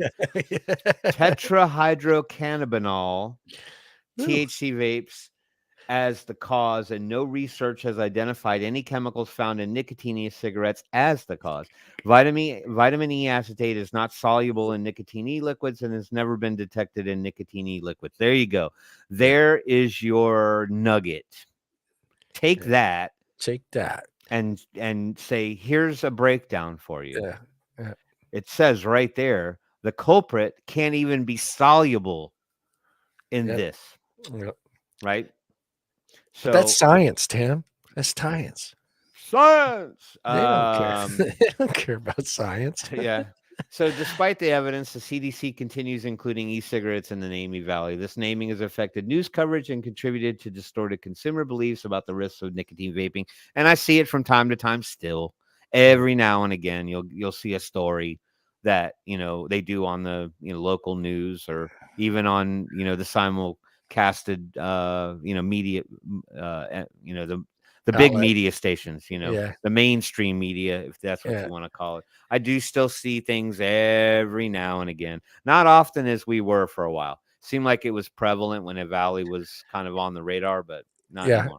Well, the sad part is every time I do see it, and I'm sure you're going to say the same thing, they always tell you to go to the CDC's page for more information. And that's why I'm kind of glad that Jim has written this article. I don't know if it's going to push the CDC to fix their issue on their page, but yeah, every time that does come up, it's always for more information, go to the CDC. Well, right, because if you're going to laud them and hold them up on a pedestal as being the people that you're going to listen to provide you with information about health risks or health scares or contaminations or, whatever is in the nether that's affecting people in general, specifically COVID and things like that. If you're going to turn to them and say, they're my trusted source, well, then go read the thing on vaping. Go read the thing on vaping and you'll see it's almost in black and white right there. It had nothing to do with, Jimmy and his blueberry vape. Jimmy and every time I use that name Jimmy, you know what I think of, John? Because I'm Jimmy old. Neutron? No. I think of the show HR Puffin Stuff. Oh, HR Puffin Stuff. And the boy Jimmy, and he had the fucking talking flute that sat in his pocket. Hey Jimmy, it would talk to him and shit. Remember the talking flute? Anyway, I digress. I digress. Yeah, you kids go on YouTube and watch HR Puffin Stuff, and you'll see what I'm talking about. The Surgeon General's website still functions as a resource for information on vaping and young people. And we're talking about the gateway to smoking, right? Because this was the other big argument. Oh, if kids start vaping, they're more inclined to start smoking. And the gateway, the numbers don't show that smoking rates have increased due to the fact that kids are supposedly vaping at these inflated numbers, right? So they're not turning cigarettes. However, I will add that if they continue to try to push for the ban of vaping, these kids will then turn to cigarettes because that will be the outlet. It won't be the vaping. We don't condone or promote kids vaping, but if we were forced into a situation where we found a kid vaping versus smoking, we'd probably be a lot more relieved that he was vaping and not smoking. So we'll just put it to you that way. When it was published, the Surgeon General's 2016 report titled E-Cigarette Use Among Youth and Young Adults got attention in virtually every newspaper on every TV news program in the country. But as we noted at the time, few people would bother with the full 298-page report. Kind of sounds like an omnibus bill, doesn't it? Like, who the fuck's going to read 300 pages of shit? I got time. They just want that little paragraph that says, "Oh shit! If kids vape, they're going to smoke too. They're more likely to smoke." When the Surgeon General's website offered a ready shortcut, right? Gave them the cliff note. Yeah. The Surgeon General's website still functions as a resource for information on vaping and young people and continues to mislead the public, implying that vaping is a known gateway to smoking for adolescents, but that was never true. And that's, dare I say it, with adults or people who don't really know much about any particular thing. I like to do it on my own, even though I might not be invested in a lot of things. When something comes out over the airwaves about a particular subject, I like to go research on my own and go see. I'm not doing the. I'm going like the. No, I'm doing that to her. Oh, okay. Youngster. Yeah, but it's still a good show, though. It's still a good show. Like Clink and Clank. Just go dig in. It was a great show. Dig in. It was like human Muppets, man. It was the coolest shit ever. Anyway, long story short, I like to go research on my own. I want to go see if what people are saying is really true or what the truth really is, right? So I just wish more people would. The Addiction editorial explains that significant evidence now exists that this association between vaping and smoking is not casual, which is a source of confusion for the lay public and healthcare professionals. The lack of causation is underlined by real-life data collected since the Surgeon General report's publication. Even as youth vaping hit its peak in 2019, youth smoking was sinking rapidly, and that decline has continued. 2 of 2. I guess we missed University of Michigan's Tobacco Research Network, the first part. I guess the first part wasn't important. Yeah. 2 of 2, according to @CDoug, misinformation from the Surgeon General's website implying that e-cig use causes young people to become smokers is not consistent with the evidence. While the youth e-cig use peaked in 2019, youth smoking recently dropped to historic low levels below 2%. Reality, folks. And the ants will take this information, flip it on its lid, and then try to make the number look bigger than it really is. Yep. They'll say, they won't tell you less than 2%. They'll go 1.2 million kids. Yeah. And that, it's the 999 theory. Yeah. I mean, it's not really 10, it's only 999, right? So was that old how bad Americans are with math? Did I say casual or causal? Is it causal? Did I say, Tom, did I say the wrong word? I don't know. But where we're trying to outdo causation. The quarter pounder with what was that? It was actually more meat. I did say it wrong, Tom. You're right. Yeah. I got it now. Smoking is not causal. I apologize. My mom was a teacher for 40 years, so you know what? I thank you, sir. Thank you for standing up. Tim messed up. Tom, thank you for letting me know because I write these down anytime. Tom had his red pen out, and I just got a strike. Nice, good call, sir. It's just John. Don't watch last week's show. I'm okay with admitting my mistakes, and my mouth sometimes forms the wrong vowel consonants. It's okay. The editorial's authors also describe how natural experiments that evaluate how e-cigarette restrictions adopted by some localities but not by others at a given point in time have impacted the youth cigarette smoking, show that e-cigarette use reduces the smoking overall. Shocker. The natural experiments include Pesco's own tax studies that show cigarettes and vaping products are economic substitutes. Yeah. I don't know that we need to keep droning on and on and on, but I agree with Tom. Jim. Jim in his article that, we do need to kind of right the ship a little bit. And I think if people are going to stand at the forefront of being health informers for our nation, they need to get the verbiage right. Yeah. So keep that in mind when you're arguing on Twitter that vaping is a verb. Yeah. And they need to not be so loose. Right. You're right. I think you do need to nowadays need to explain the differences. I think because a lot of people I still have people ask me if that's marijuana when I'm hitting, especially if I'm hitting a smaller device. Yeah. And if I'm holding this in my hand, no, I'm not getting, is that marijuana or THC or whatever you want to call it. But if I'm holding one of the pens that I have, that device or this pen device that I have that is actual vape, they automatically go to you shouldn't do that while you're driving. Or I have been asked that before, like not by someone who's waiting to pounce and be critical, but I'll be out front of like the bar or something, or I'll be out front of a place, vaping, whatever, and then that person will go, "Hey, is that THC?" Because they want to hit, you know what I mean? And I'm like, and I feel like such a bubble burster. I'm like, nah, it's just vape. It's just regular. It's just e-juice, e-liquid. Sorry, e-liquid. I love the guy that just. I'm sure this has happened to you, but I love the guy that's just staring at you. He wants to approach you to ask you what it is you're doing. He just doesn't have the nerve to do it. He's just staring at you doing this. Have you had that yet? I don't know that I've specifically caught the person just sort of like giving me the Jello pudding pop eye from, from down, around the corner, like who has, like, you think he has a million questions to ask. I don't think I've ever gotten that person. But I have gotten just people in my, in my general, area that might be a boss or a fellow associate or employee, colleague, somebody that I work with, that, might pop a simple question, like, well, what's that? It just starts something dumb. And then it ends up being like an hour-long conversation about, oh, really? Well, that's not what I heard. I heard it was this, the X and Y and Z. And you're like, no. I'm a French model.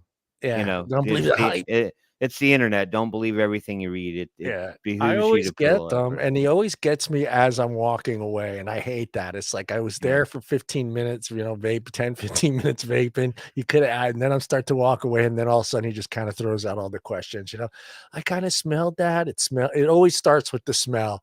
Oh, that smells like yes, that is cheesecake or whatever, and then they get into the whole. Okay, what is this? Why are you doing this? Why is it? What does it benefit you? Is it for you trying to quit smoking? What is it? And then I have to kind of sit there and go through the whole thing with them as they're smoking a cigarette. Well, right. But those are our opportunities to maybe plant a seed. So, I take it where I can get it. Yeah. Typically, I find myself talking to people that don't do any of that. They don't smoke. They don't partake. They don't do any of that at all. They might have a drink or two when they get home or when they go out socially, but that's the people that I'm usually talking to, and I feel like that allows you to make an impact because you are touching somebody who is understanding it differently than what they may have read or seen online. And I think that's a win as well. Yeah.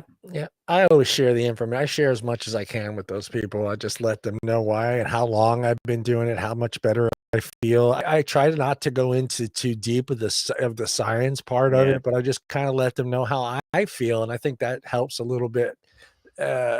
Just kind of soften it a little bit, not just throwing out all these, go to this link, go to that. This is, it just kind of explaining how much better I feel by using this product and how much it's helped me. And I kind of stick to that. I kind of go into a little bit about what's in it, because that's kind of like the big question a lot of times, especially if they're not, what's in it. Everybody wants to know what's in it. And once I tell them it's basically 4 ingredients, and then they're just kind of baffled because, again, they might have seen an article that stated it had this, this, and this, and lead and all this other shit in it. And once you tell them there's basically four products in here, they kind of get baffled by it. Yeah. All right, Timmy, we are done. Thank you, everybody out there that participated in the chat tonight. There is a poll on my page, which is on this question that we're doing here tonight. And I'll kind of give you a real quick before we head on out of here. See where that is. Oh, it's not bad, not bad. Good night, Michael. I'm surprised who's winning. But it looks like Big Pharma at 50% with there's how many votes? Where do you see the votes? 16 votes. Government 37%, Big Tobacco 12, Big Pharma 50% of the votes, and health insurance agencies. I don't think they got a vote, but yeah, they did. They did. It's just so low on the radar. It's so low, nobody cares. They probably did get a vote in there, but yeah, I was kind of surprised. I thought government would be number one, but like we talked about tonight, Pharma has their toes in the water, as you could say, in just about anything and everything. Two things, right? They profit from people staying sick. Yep. And the meme I was laughing about when Paul brought it up is it was a doctor. It said first day of medical school, and it was a doctor pointing to the chalkboard, and it said a patient cured is a customer lost. As a customer loss. That's what the meme said. So that's why I smiled on that one. Yeah. All right, everybody. Thank you, everybody. We'll see everybody next week. Same time, same channel, same place. Thank you again, Tim, and peace out. Have a Tom, send me your resume to be my copy editor. Yeah, and then while you're doing that, send me someone to help me with the pronunciation of words. Yeah, I got that job. That's my job. All right, guys. Have a good rest of your week. All right, peace.